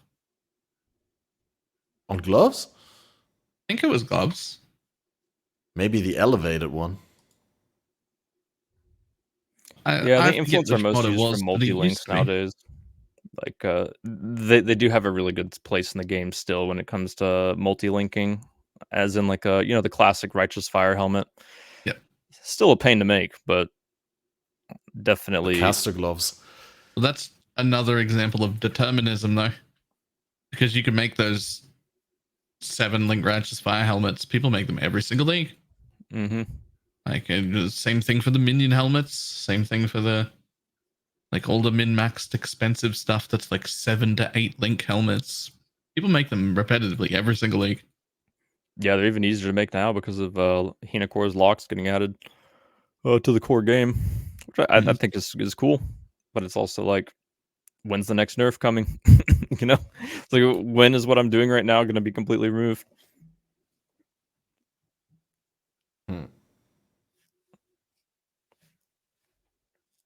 Do you actually not enjoy taking crafting methods having being taken away from you? Unlike the character losses that you experienced as joyful in hardcore or in pseudo hardcore with the voided values. Oh yeah, it's devastating for sure. It is. I haven't experienced that emotion in a long time in games. Just putting so much money and time crafting and getting gear together just to have it deleted in front of you. But it's also what gives you this like adrenaline rush of making a character capable of doing these maps and actually completing it. For me, it's like unrivaled, which is why I'm just gonna keep sending it. And probably what I meant is like if they technically take crafting methods away, right? They make a new puzzle, they change the the solution to the puzzle, and is it not exciting to figure it out? Or is it like just in its current form not engaging because it's not I think in terms of you mean like if they remove things from the game and you have to find out a new way to make it? Yeah, exactly. Because you were saying that you don't enjoy these deterministic steps being taken away. Yeah, I mean, sometimes it's enjoyable to find a new way to make it, but sometimes the new way to make it is just so painful that you just wiped it away from 80% of the player base, and now it's for 20%, which can make it a craft that I like to bring up is fractured suffix amulets now, which is probably one of the most popular crafts for a lot of builds, damage over time builds specifically, that aren't like corrupting fever, which have an easy time compared to other people. But if you're playing like a righteous fire or like explosive arrow ignite, a lot of times you'll go with a fractured damage over time suffix on your amulet, and you'll want to go for like +2 to gems on the prefixes. And it is one of the most, people ask like why I haven't made a guide on it yet, because it's just an abhorrent craft. It really is. I guess I could go into detail with it, but you start with your fractured dot multi. You have to spend thousands of alteration orbs getting +1 skill gems, and then you have to regal, and then go for, usually you have a 50% chance now of having to use an orb of annulment. And people might say like, oh, why don't you use a Crakit Chimeral to imprint that blue item so that if you use an orb of annulment and you hit the +1 skill gem, that you can go back and go again. Well, you can't use imprints on fractured items. So when you have spent thousands of orbs of alteration getting to that +1 skill and you regal a bad modifier that you now have to orb of annulment off, if you miss that annul, you get to go back to spending thousands of alteration orbs, which this has actually given rise to a lot of cheat programs being made in the game now. Third-party cheat crafting programs that I'm not going to promote because fuck it, is TOS as hell, and you have a high chance of getting banned for using it. But I really hate that that these very popular crafts that are extremely miserable to do have resulted in tons of people using cheat clients to automate crafting for them, so that they don't have to go through the process of just clicking thousands and thousands and thousands of times just to have it wiped away from you, right? Part of me wants to be like, well, you just shouldn't use those things. It's really bad. But another part of me is like, yeah, at the same time, though, you shouldn't feel the need to do something like that just to craft things. It shouldn't involve clicking just on the same item like this. Yeah.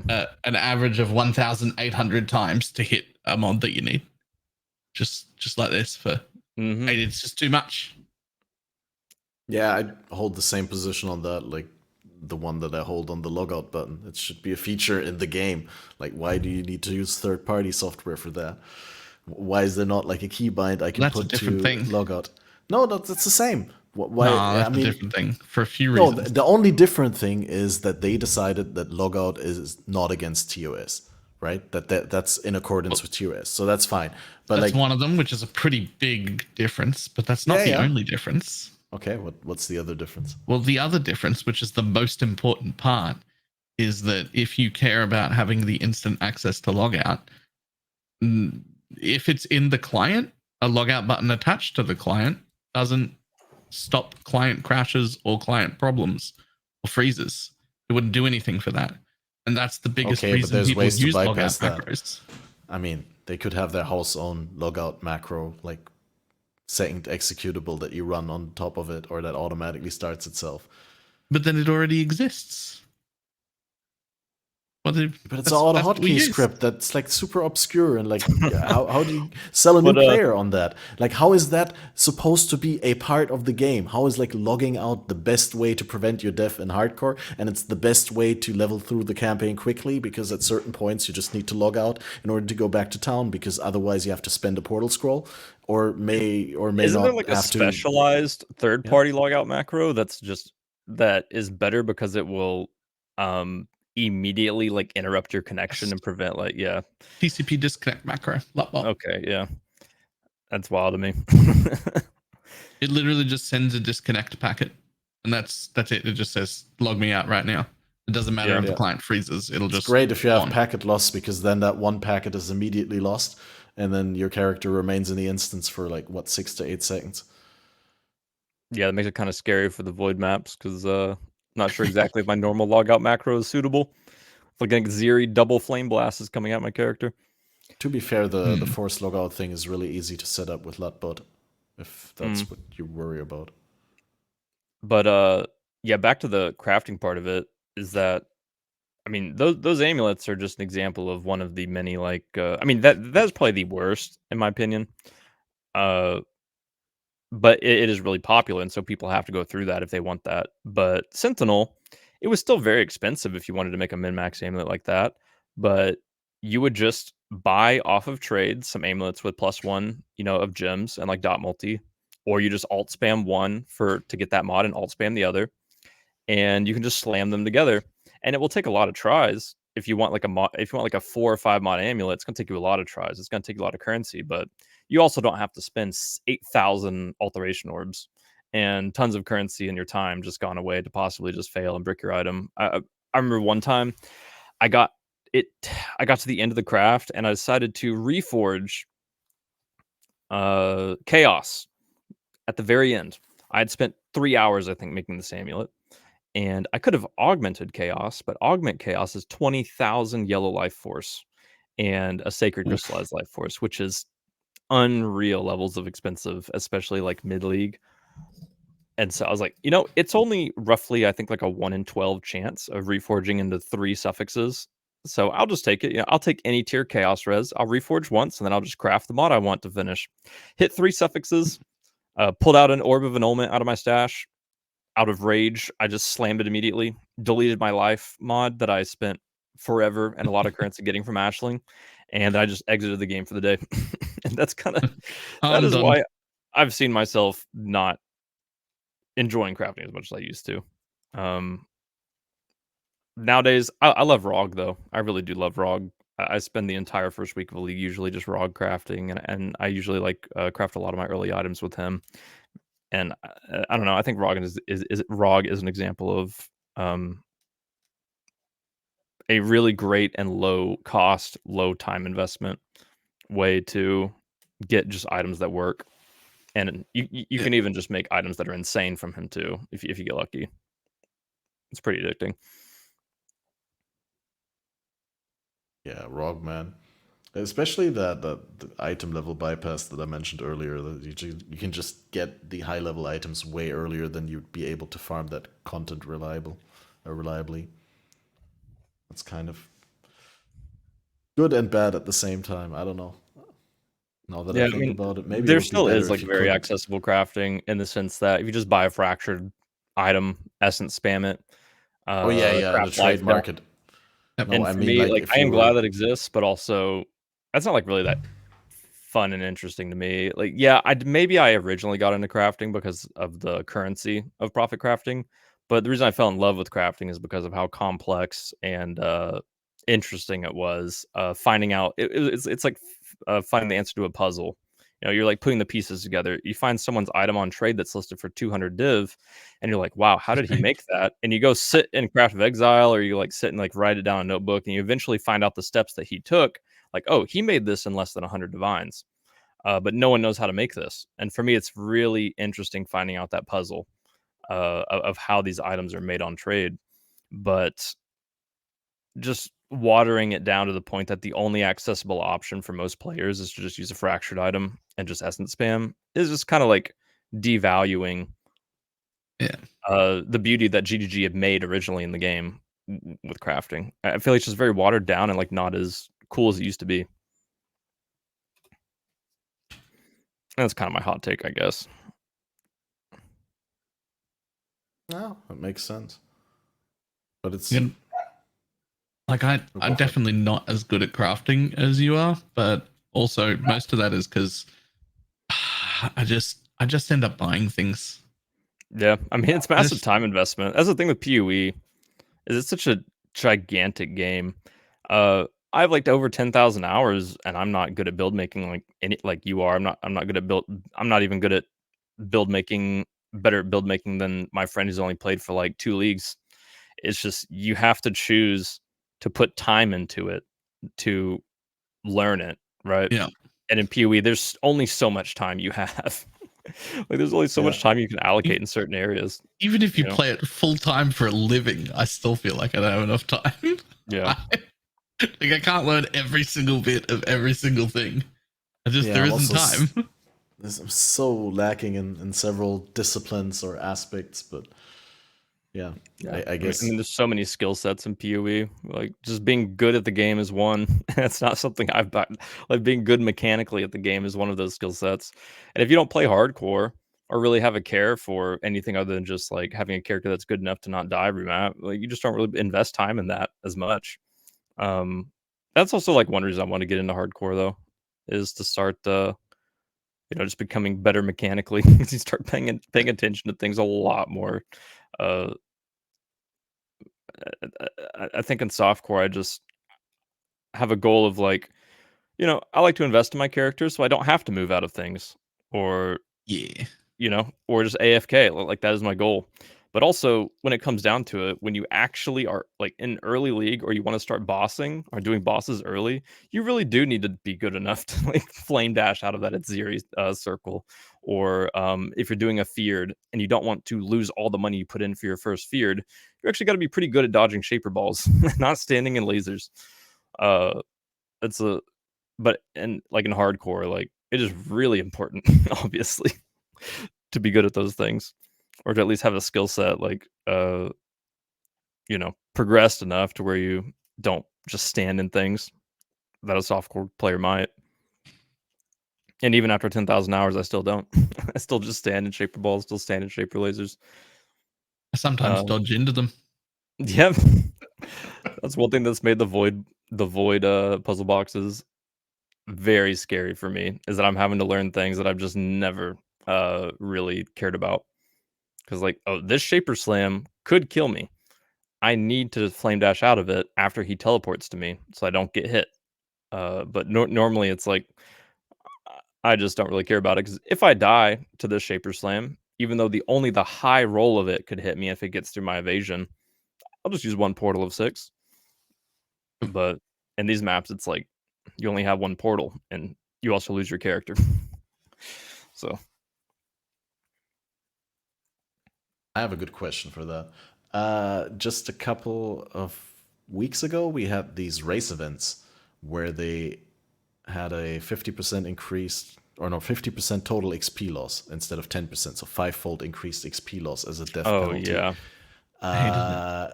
Balor hated it.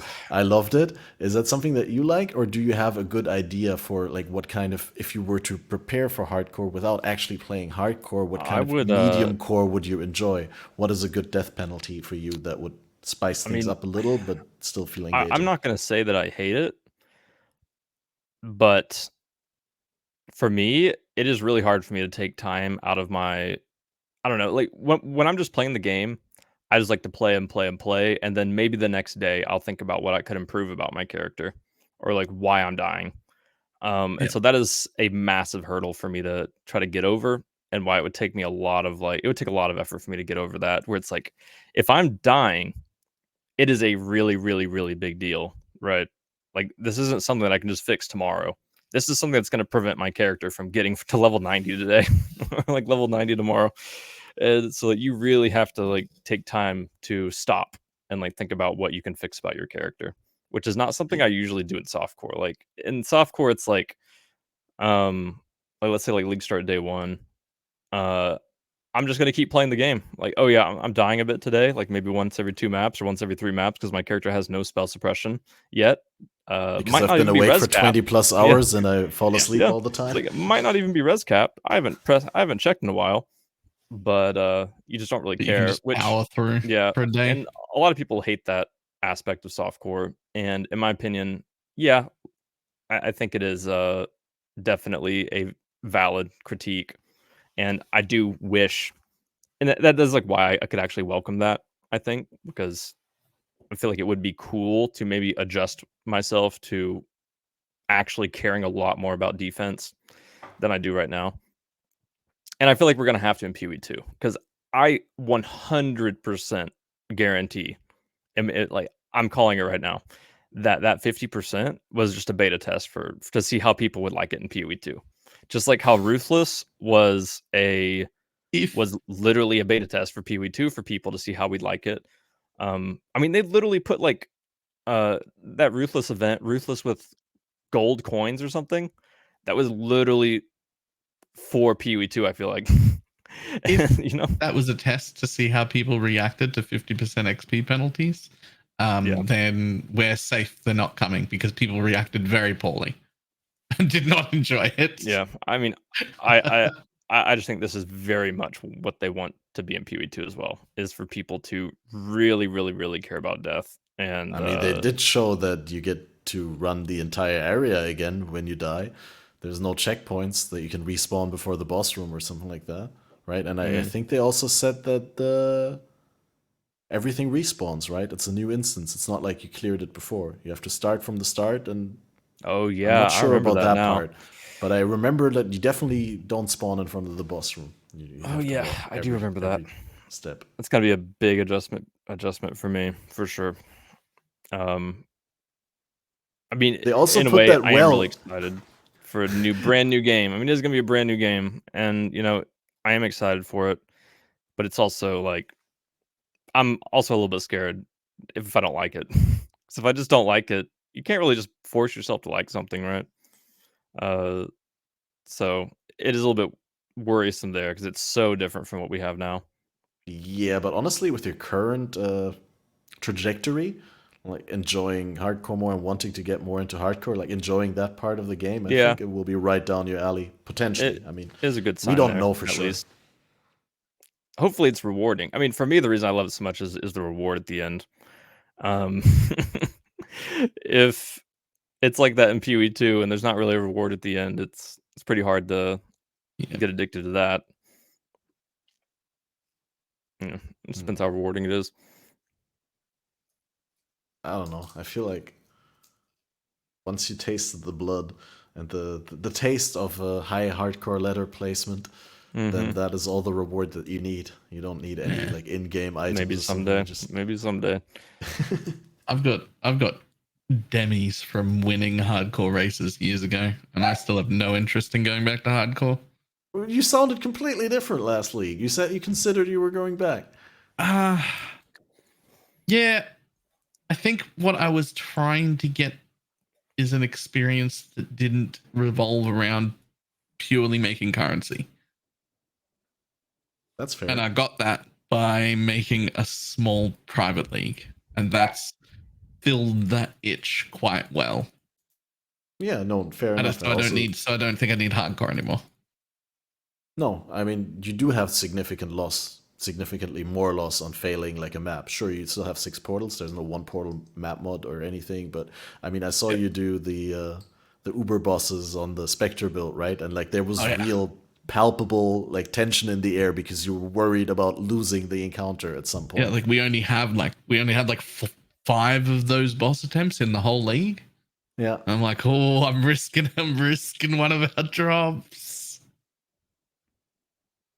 Yeah. So that's good then. That's good. That got me the thing I needed, and now I feel like, I don't need hardcore. It's fine. Yeah. If you're doing it again, I'll join next league, I think, and try to bring some of my community. I think if I do it just okay, then I'm going to go back to trade next league, be a degenerate in trade again, and then make another private league. I think that'll be good for me. I'll enjoy it.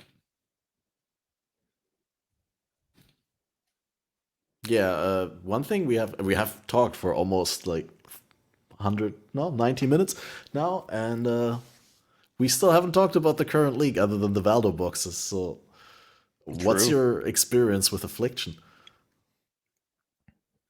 I actually have not really experienced it much at all yet, because like I said, I did do the only thing I've heard is from my chat about how juicy it is, but I haven't really done it much at all yet. I have started some group play recently with some friends, and so I am getting a little bit of a taste of it. right now. It feels like Nemesis times 10. It's like my experience so far.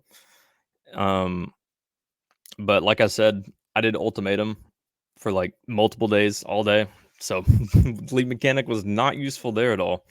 And then before that, the first week of the league, I just did my usual logbooks, doing ROG, which League Mechanic, you don't get it in logbooks. So I haven't been able to really mess with it much there. I have enjoyed seeing everyone having fun with it, though.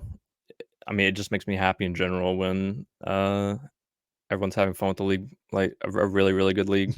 Because I don't know.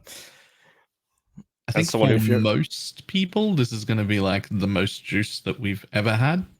Yeah. It's not technically speaking the most juice we've ever had, because there was some proper degenerate stuff in Harvest League itself, where people were on average dropping a headhunter and 2 doctors per map. I do remember the stories of that. That was some like max level stuff. Most people, even in Harvest League, didn't get to that stage, and this is way more rewarding at, and when I say lower investment, I mean like less than that max, but still good investment. Like, it's still worth investing. It's great, but like most people won't have seen the max tier Harvest juice, even if they were MFing then. Like, this is still way better than what most people are going to have experienced. I mean, it seems absurd from what I've heard. Yeah. Where you can just do, I think like I mentioned earlier, that you can do a low investment like Magic Find build, go to do a T7 map, and you can just like go drop 40 chaos on average, just raw chaos from the map itself.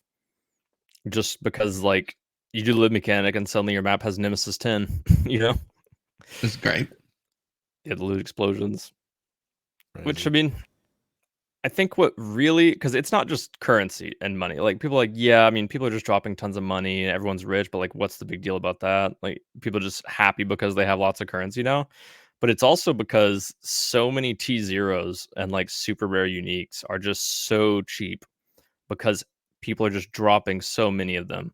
So you're able to get like whatever build that used to rely on those like expensive uniques, like maybe like maybe an Unnatural Instinct or like a Storm Shroud or an Ancestral Vision. It'd be like, yeah, like that's really, really good for a build, but it's like 2, 3, 4 div. Now it's like 50 chaos for a like Ancestral Vision. I think it's like 100 C. Like Storm Shroud, I think was like 50 C or something.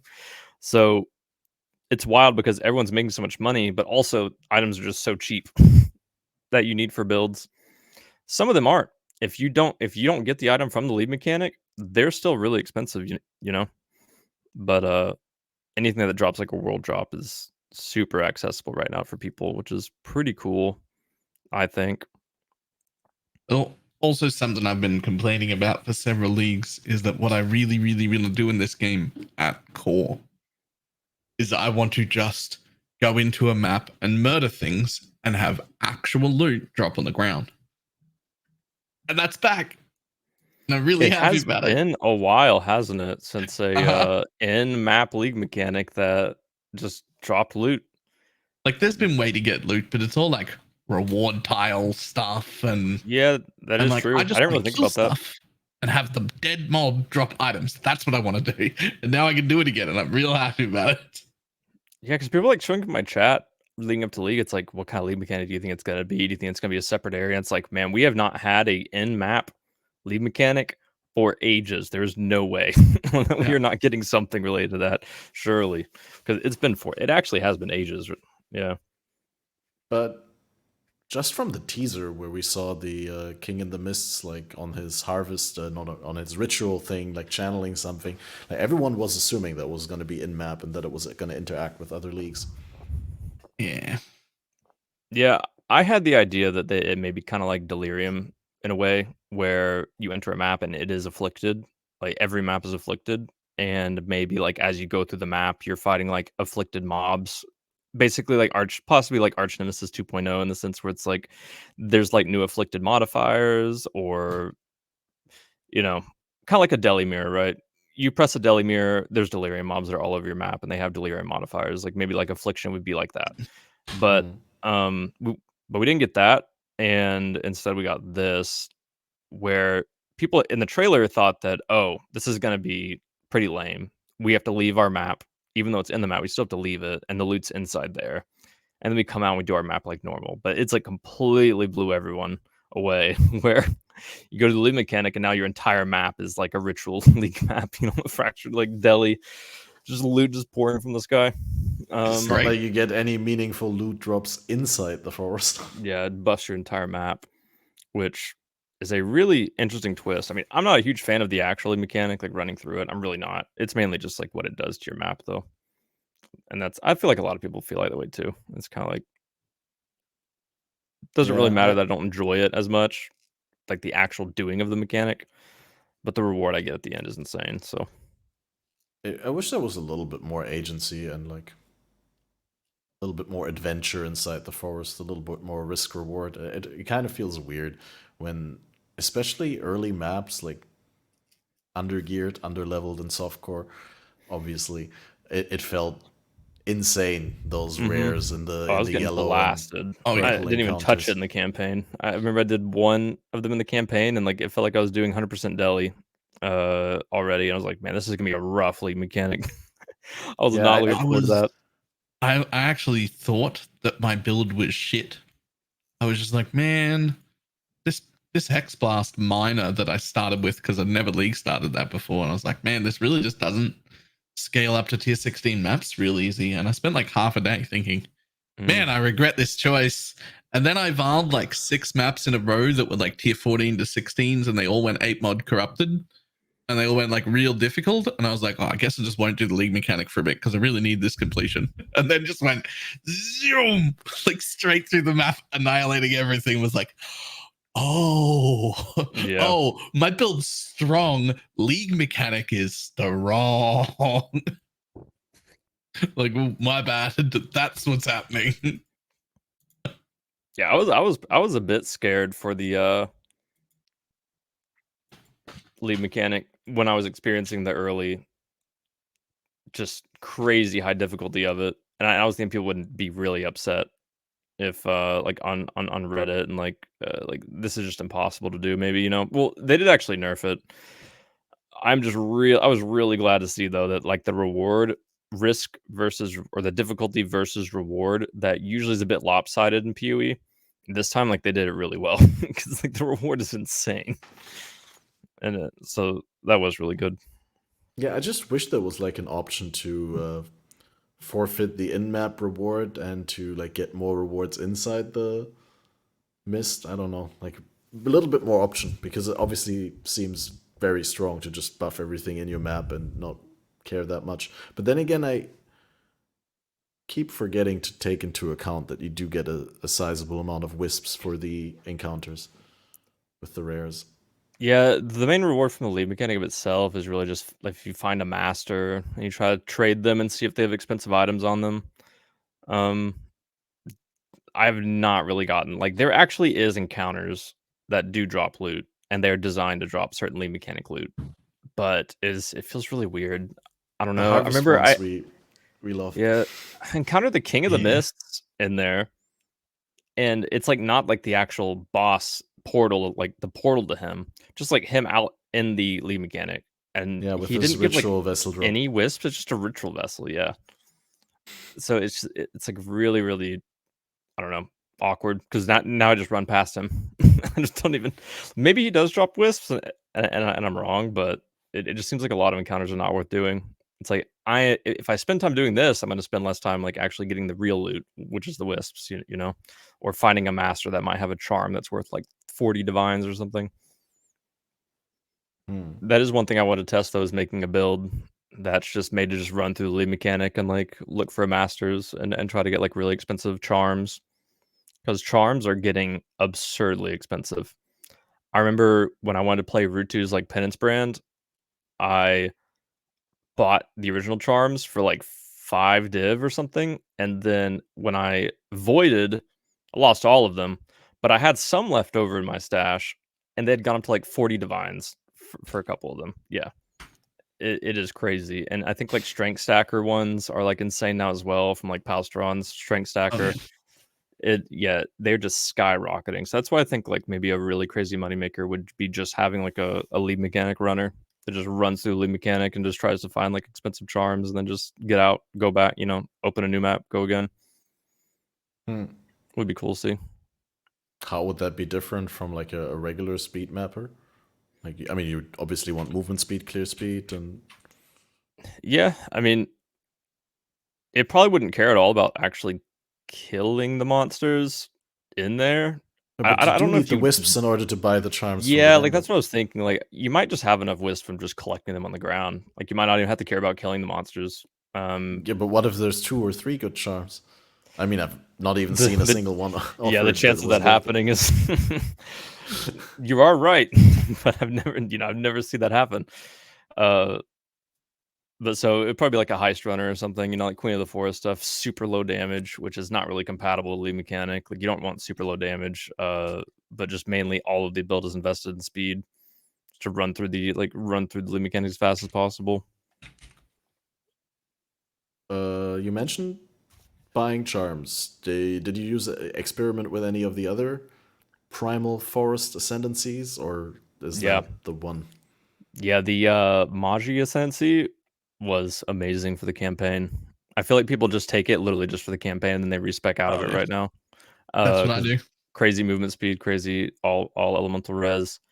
I love the poison berry tincture because it makes so many new builds viable.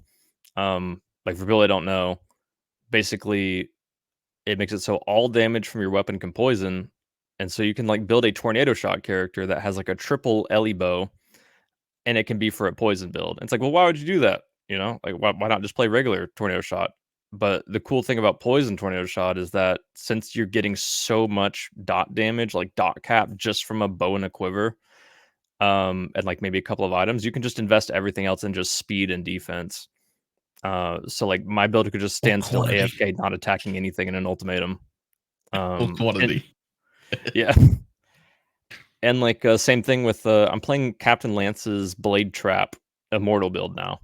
And the poison tincture makes it viable because you just scale like 20 to 30,000 energy shield and you get all of your like you get tons of lightning damage from that energy shield, which normally it actually wouldn't be that much DPS at all if it's just the lightning damage.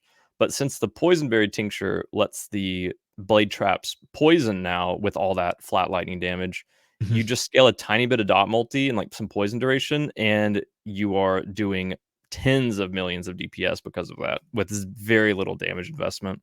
Suddenly you've got 8 points investment and you add 20 million DPS to your build. Yep.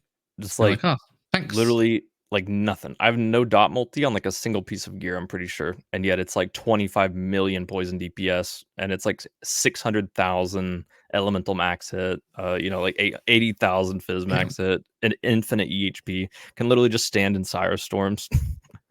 It's crazy. So I think this build like has really enabled some amazing things. I just hope I really want that poison berry tincture to be in the league again, like bring back to the core game, but I know it probably won't happen. I really want my second inventory to stay permanently. Yeah, the backpack. Yeah, is really sick. I'm actually so used to it already. I don't know how I'm going to play without it. Yeah, the backpack and the minimap icons need to be rolled into the game as a standard quality of life. One really cool part about the Magi Ascendancy 2 is the detect evil node that just shows all rare monsters and That's the all one, unique monsters on like your map, like your mini map, or like when you press tab, you have your overlay. Because when you're doing Legion, like you pop Legion, it shows you where all like the valuable targets are now in your Legion, so you can just aim at them instead of just like spinning in a circle or something, or like running around looking for things to kill. Like exactly like the most important monsters to kill in the Legion. Yeah, It not also to helps mention when you're running Headhunter. Yeah, it also helps a lot when you're doing the void maps because you can see the feared on your overlay before they even see you. So you're able to actually like dip into aggro range and pull them out one by one, and they're not even on your screen. So is insane quality of life for that as well. Isn't that quite difficult? Wait, feared. It's Because you just like dip your toe towards them, and then like suddenly you see one of the feared, like it's like an orange icon on your overlay. It starts running towards you, and you just like run back, and the other ones don't follow it, and so you can just do the one by one. I was just wondering because you like go into the aggro range, right? Yeah, and you don't aggro the other ones, so you're safe from that. But since they're off screen, couldn't they like use an attack that you don't anticipate? And see, that's what's crazy OP about the Magi Sensi is that you see them far before they can even attack you. So like like you will very rarely ever get off screened if like you that's don't what have the normally Magi happens without it, right? You get off screen walking Yeah, into them. if you don't have the Magi Sensi, you're gonna be walking around and suddenly a Shaper Beam is in your face that you don't even see the Shaper yet, you know? That's what has killed so many people. But yeah. You basically never get Shaper Beamed, random Shaper Balls flying at you or anything, or like random Atziri circle explosions, because you're able to know where they are far before they can even detect you. Yeah.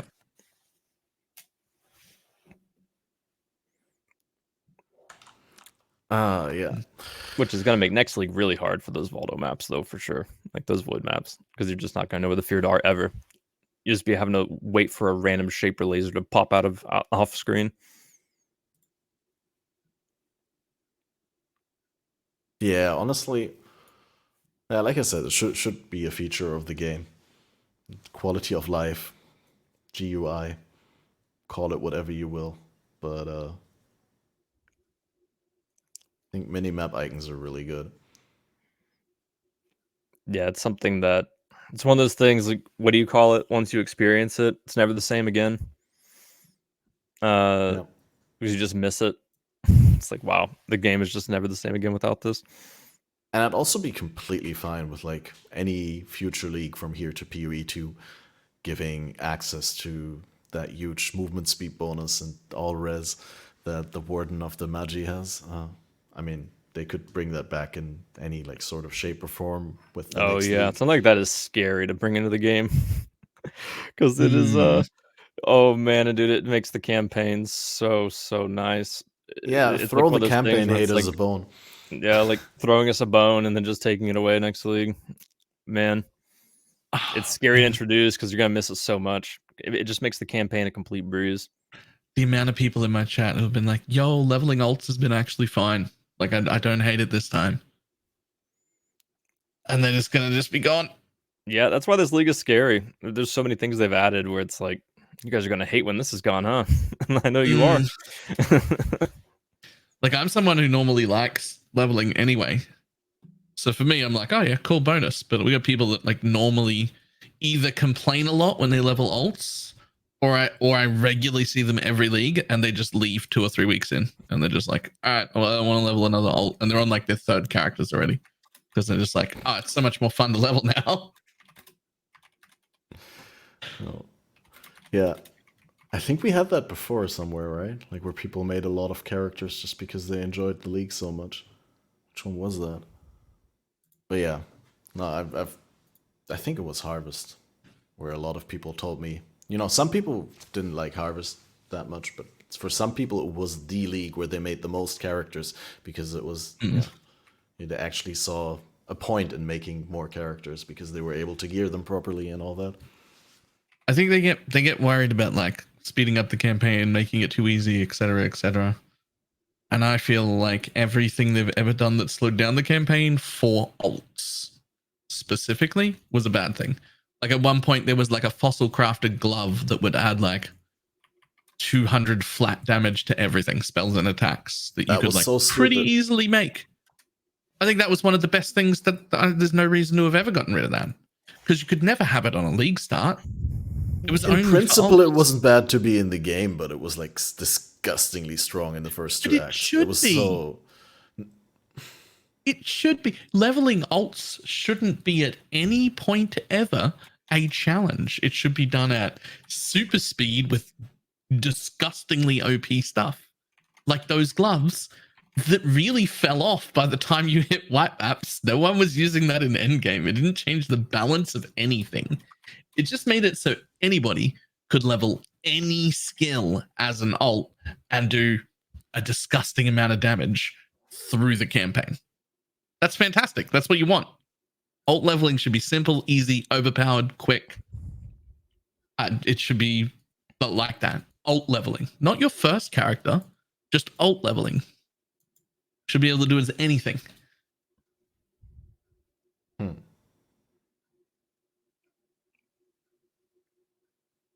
Anyway, I Yeah, guess speaking of maybe alt that's just me. leveling, I would really like possibly like an endless delve to be added.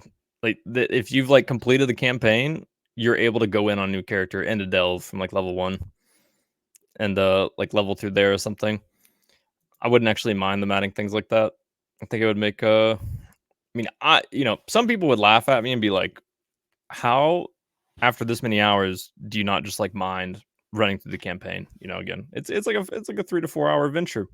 You just make a really twink leveling and you get it over with. But for me, I still don't like it. I would rather just turn my brain off and just kill enemies for hours, even if it's not even much faster than the campaign. Just something like brainless like that was way more fun for me. That's fair. Did you play in the Endless Delve event when it was a thing? Or do you generally like play in these events? Yeah, I do some events. I did Endless Heist once, never again. I actually have like PTSD from just farming rats in the laboratory blueprint. Oh, I hated that event Did because you I do was it right at the I was rank beginning? 1 Pathfinder actually, and the only way to retain rank 1 was to just farm laboratory blueprints and kill the rats for hours. Or I think it was a tunnel maybe where you could run back and forth and it keeps spawning waves of enemies. Like there were 2 main strats, and the ARPG genre has like a lot of players that love that aspect about ARPGs. I mean, Diablo 2. I haven't played Diablo 2, but I've heard like Mephisto runs or something. Or God, I forget what boss it is. Like there's like bosses that people farm thousands of, thousands and thousands and thousands. And there's like, yeah, this is a blast. It's like, so when's the fun start? Like, it's like, well, what do you mean? This is the fun, you know? And for some people, like they love those endless events for that. Like they just love running back and forth in one blueprint in endless heist, just killing the same enemies over and over for hours and hours to get a high rank on a leaderboard. And for me, like I just can't. After that, I was really so burnt out. I really enjoy Endless Delve. I didn't enjoy Endless Heist, and it wasn't something I asked for. What I always said before Endless Heist was a thing is that I would love to see Endless Delve, but with Endless Heist combined, right? Because I enjoyed Endless Delve, but it was a little bit samey. Yeah. So I envisioned how cool would it be if you would run heists in order to get the sulfite, and you spend the sulfite and delve, which is where you get the contracts, and you go back to heist and you get the sulfite, and that's what Yeah, I I mean, kind of that had in actually mind. builds on what I was gonna say, is that I like the idea of something endless. Like, I am a grinder. I mean, I'm an ARPG fanatic. Like, I love the grind, but I love when there's something that I'm working towards that is like Mm. makes the experience even more fun. That's why like endless synthesis was something that I was like really something that I wanted, was because yeah, you're kind of like endlessly doing these synthesis islands. But one of the end goals is that if they make like in this endless synthesis event, you can craft like crazy overpowered like synthesis implicit items, like make them way more easier to make, and also like just crazy synthesis bases are dropping off the ground depending on like the island you do. It'd be something to work towards, like, yeah, because you're just grinding nonstop, but you're also just getting massive upgrades to your character. Your character's getting way more powerful. I can go to like these harder synthesis islands. And that just didn't really exist, in like some of the endless events we've had, like heist. There is no end goal. Like there is no crazy item. There's no crazy base that you're gonna get and maybe craft, because there's no crafting materials. Like, it doesn't matter if you drop like some crazy scepter, you're not making anything with that. Like you don't have a bench. So like You don't you're have a just doing bin. the same thing. I was playing, like I had my same gear on my poison concoction. Like the same gear that I put on like day 1 was there like day 5 or something. So it's just like, yeah, I do enjoy the grind, but I don't enjoy it when there's like nothing that's like improving my character, which is like a main aspect of ARPGs, right? I mean, you grind to just make your character better and better and better. That's why I don't really like endless delve as much, is because there is no like crafting. Like I think if you get like super lucky, you can drop like like a fractured delve base maybe, and you might have enough fossils in your stash or something to make something out of it, but it's not it's not really feasible. Yeah, that's a good point. That fossil crafting and endless delve should be more accessible. Yeah, I mean, I think if you're gonna make an event based on endless league mechanic, you should maximize or just like overtune that specific league mechanics. In all its rewards. aspects. Yeah. Like for endless delve, make it so fossils just dropping from the sky, basically. Like you're just getting tons of resonators of fossils, or just like you're getting a lot of sulfite, and the vendor has like every fossil for you available. And like every resonator is there. Like obviously there's like varying prices in Azurite, but that would make it way more fun in my opinion. If like everyone's just wearing like super kitted out delve gear, like it's only stuff that could exist from delve crafting. Like no influence or nothing unless you like drop it. But I think that'd be pretty sick to me. Heist, you're getting way more of the experimental bases, like simplex amulets are more common, stuff like that. And you can just, by the end of it, like you have a really kitted out character, and like heist gear would be pretty cool to me. Especially if they're voided anyway. Yeah. Endless Sanctum is something people really want as well. I'm just not sure how that would work, because I don't know. It is pretty cool, maybe doing like an endless roguelike, but it's like how's the itemization gonna work? Yeah. Yeah, like how'd you get gear in that? It would have to be like they would have to revamp it to be like. No, and how is it like endless? Like you start over in a harder sanctum with more mods, like pretty after much, the first yeah. one? You would get like a harder tome, basically. Like you go higher item level in Forbidden Tomes, and maybe like the rewards would get better or something. Until if you eventually ever did drop an item on the floor, you'd have a lot of crafting mats. Yeah. Many like designs. maybe if you're like early on, you obviously can't get to Lycia, and so maybe like there's like really poor rewards early on, and you just like slowly can build your character up. Like maybe they're dropping like garbage gear or like very little crafting mats, like very little to work with early on. But once you progress to a certain level, you're able to get to the second floor of the Sanctum in Endless Sanctum, and you get better rewards that time. And then the third, it'd be an actual roguelike, right? You're slowly upgrading your character as the as it goes on, until you can eventually start getting to Lycia, where the juice drops, like you're getting influence gear from Lycia, like maybe way more crafting mats, way more essences and stuff. Man, the more I talk about it, the more I'm like, I never even thought about this before, but the more I talk about it, the more I'm like excited for them to do something like that, but it probably won't exist. It would be cool though. Mm-hmm. Yeah, there's a lot of fun things that they could be doing, and I definitely hope that when they're done with PoE 2, that there's going to be a lot of creative energy flowing into those events. Again, that would be awesome. I had another talking point, but I seem to have lost it. But we're also getting close to the 2-hour mark, so this seemed a lot shorter than it was. I mean, I'm still in the middle of it, and I'm enjoying very much to listen to you. I got one. Yeah. What's everyone doing for Christmas? Oh, are we doing Christmas? I just stream, so I'm always wondering what other people are doing. We're doing void maps for Christmas. That's what we're doing. Oh. Maybe I think like my Christmas gift was I'm increasing, like I'm gonna gift subs if I die and my character's gone. Whee! So I'm just gonna sorry, that's my wife. But I hope you die. Okay, that was toxic. If I die of the void maps? Yeah. Okay. I like her already. Dude, she's the reason I died in the first void map. No. I say skill issue. Skill issue. Okay. Easy. Fast learner. You always want to blame me with everything. Yeah. Okay.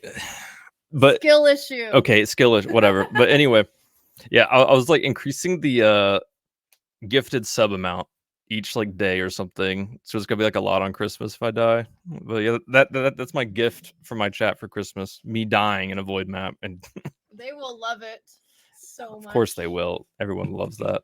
It's content. Yeah. Content for them and despair for me. Yep. But yeah. Wow. I told you already set up yourself. What's better, their happiness or you winning everything? And I said, no, it's better that your chat is happy and entertained. Yeah, and that's why she's killed me in the void map. Scripted. our entertainment is worth it, Ian. Yep. Okay. Yeah, that's true. That's also one reason I'm not playing hardcore anymore, is that I felt at the time that good content and good play were not the same thing. So I moved away from trying to play well because I wasn't quite good at it. I feel like it's hard to do hardcore as a streamer as well, because it's like you can't really focus as much on like chat, to focus on the game itself, right? Yeah. Really, you really always. focus. I mean, I can only speak for myself, but you always feel bad if you neglect chat. But if you die because you read chat, that feels also terrible. And everyone in chat feels terrible because they feel like you're blaming them. And they're like, no, dude, I just blame myself because I tried to, I felt confident when I shouldn't have. You've misread chat, or you've got a much nicer chat than me. My chat would be incredibly happy to see me die, and would be even more happy if it was their fault. Like if the person who knows they're responsible would be ecstatically happy. Yeah, I mean, it's so toxic. When I'm in the void maps and like I see Elder coming towards me, I'm like, all right, this one's gonna be a little bit hard. And I see people doing the peepo cheer, go Elder, go Elder. It's like, stop, Right. what? Right? What are you saying? Especially the void map, my whole chat would just be on the side of the mobs. Like, get him dead, do it. Yeah. So to answer your question, I'm gonna do my usual low life gentleman evening with board games. We were just cooking together, and just the four of us, 4 close friends, and yeah, that's great. And then the day after that, I'm spending with my sister, and then like there's a lot of family birthdays. Like I love to actually do the same thing that you guys do, or Zizran does, or a lot of streamers do, just stream a lot on Christmas for the people who, don't have anyone to hang out with. And I kind of feel like I'm letting some people down. So it's great that you guys are keeping it up, but I just have too much of a normie social circle, and I just can't. They don't understand if I tell them I'm not gonna come. It doesn't work. Well, I guess my friends for tomorrow evening would, but anyway, this year I'm cooking. I made my smoked butter chicken, and that's gonna be glorious. That sounds good. Yeah, I'm sure I definitely do have plans, but it's right back to grinding, like the night of Christmas. Well, yeah, it is what it is. You're gonna release a Christmas League. That's what a Christmas League is for me. I mean, at least we have a Christmas League, unlike 2 years ago. When was the last time we had like a league released, like in December? Was it Sanctum? Actually, I don't know. Yeah, I don't know. I think it was Sanctum, no? I mean, I could quickly Google Sanctum, PoE Wiki, and then we would know the start time. It's definitely a while ago. But yeah, but it's not the Sanctum League page, but it's actually it's been at least a year. Expansion. At least a year. December 9th. Yep. Oh, December 9th. was the Okay, release. I was right. Yeah, that one was also so good. That was also when all these unique items from the winners were introduced, the Progenesis Flask and Nimbus. And Man, what an Aureus amazing End. round of items, though. Besides Nyx. Oh, yeah. Man, the others were such a hit. Which one was Nyx? Rational Exactly. Doctrine? Exactly. I actually don't know either. The others were great, though. Man. Steel Mage, great item. Ben, amazing. Those were an amazing round, though. Yeah. Fabulous. Yeah, so as you guys in chat may have seen, there was originally, you could tell from the description or the title, a little bit of different concept for this episode. That someone else was supposed to join us, but it didn't work out, apparently. And we're going to, I think now after this, I want to try and have that episode next month. in January at some point, because it would be really cool to still have that chance. But it was also really remarkably awesome to just have this, well, not one-on-one, but two-on-one, basically, Balor and I getting to pick your brain on various things in the game. The crafting podcast. Yeah. No, it was just really cool to listen to you. I think I've become a fan. I'll be much more often in your channel now. Great time. Yeah, because I don't really get the opportunity to speak to other creators a whole lot. Because I mean, PoE is like a degen game. It really is. You know? Like you want to talk to the people. Like I've been wanting to sit down and talk to BalorMage for a long time, but it's like PoE is such a degen game. You just don't get the chance. It's not that I ignore anyone. It's that you're just so busy, like just grinding. You just never get a chance to talk to anyone. If I don't have to be somewhere IRL, then I'm already live. We're playing. Yeah. That's time on go. I've noticed it. Yeah, it is just difficult to really sit down and talk to other creators. So this has been a really fun opportunity. I do appreciate it. Yeah. And like I said, I hope we can do the one with cArn. You know, there's going to be so many interesting things because he's going to have crafting questions, and you're going to have questions regarding your more hardcore gameplay ambitions and all that. And I think it would be a great exchange. Also, yeah, we've had cArn on a couple of times, and he's just overall a super chill dude. So, yeah, awesome. Shout out to cArn. Shout out to Locahole also, who did the intro, the song that we played in the intro. Guys, it's in the description. And definitely, of course, big shout out for Spicy Sushi if you don't know this gentleman who we've been listening to for the past 2 hours. Yeah, definitely go and check that out. But I think we're going to round things off here, if you guys don't mind. Unless you want to take the opportunity to extend some holiday wishes to the audience or something like that. But I think they're implicit to the podcast because the title was already Merry Christmas. Yep, Merry Christmas, everyone. We have a happy league. I mean, this league is Christmas, basically. It is a Christmas present when you go into maps, so. Yeah, true. Handouts everywhere. Yep. Free power from the ascendancies. Dude, like an extra ascendancy from the wild. Crazy. But yeah, guys, if you missed this in the beginning or any part of it, re-listen to it in full on my YouTube. This is on YouTube and on Spotify as video and on various other platforms as audiocast. Also considering making a new YouTube channel for the VODs so that we still do them live here on the CatmasterOP channel, but then they move to a separated Fated Connections channel so that people can subscribe to that channel if they like the podcast, but they don't care about my content. So I kind of split that a little bit because I feel I don't want to impose, but that's just future plans, and I shouldn't talk too much about them because I'll just talk about them when they're actually becoming a reality. And now I'll just wish you happy holidays. And I want to thank one or two guys who still sent money my way. Tyler and Gregory sent money after last podcast, still using the link. That's why I left it in, because I was like, oh, apparently people felt like they didn't have the chance to contribute to the headphones before I bought them. So if you still feel, but don't feel like, I just left it in so that people are not asking for it or feeling left out, because I was kind of surprised by how many people came through. But that said, if you supported recently, your name is in the end screen, and we'll see you all after Christmas. Oh yeah, the 27th, we got the Snoopay coming back, and then Arrow joining us after he's been on the podcast for the first time last week. And that should be a great exchange as well. Two creators that I think are very level-headed and reasonably minded.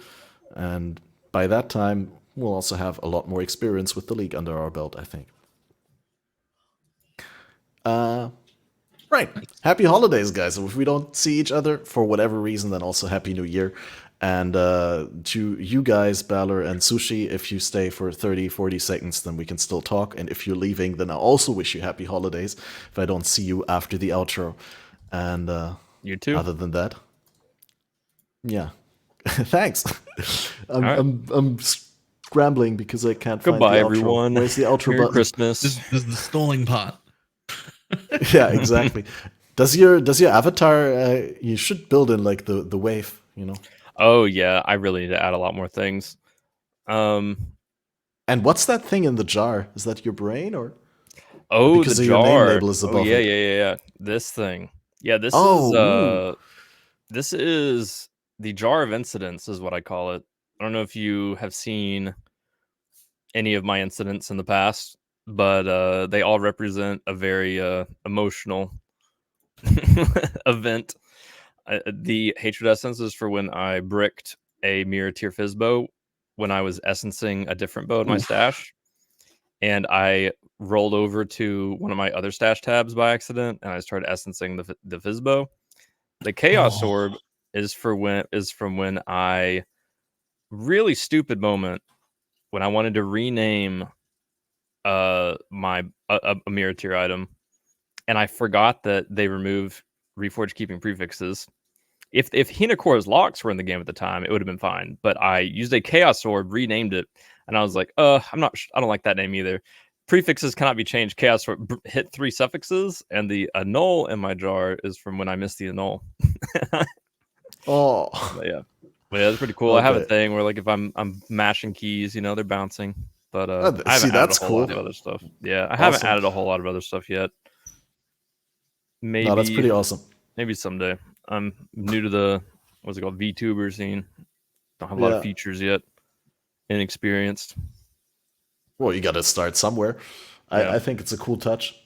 Better than completely camless. Like it's just such a unique touch. But Yeah, it just started as a little peepo on the screen. I mean, same with Captain Lance. There's a lot of PoE content creators that just have like Pepe's and stuff. And Yeah. I had like a Pepe picture in the bottom left, so people could have something there. And then eventually, I was like, I'm just gonna make it a talking peepo. That's how it happened. awesome. Yeah. Thanks for taking the extra time to explaining. Thanks for making the time to appear here, and giving us so many great things to work with. No problem. And then happy holiday. Bye, That's great. everyone. Bye bye. Goodbye. I know a lot of people want to send blankets or water. Just send your cash.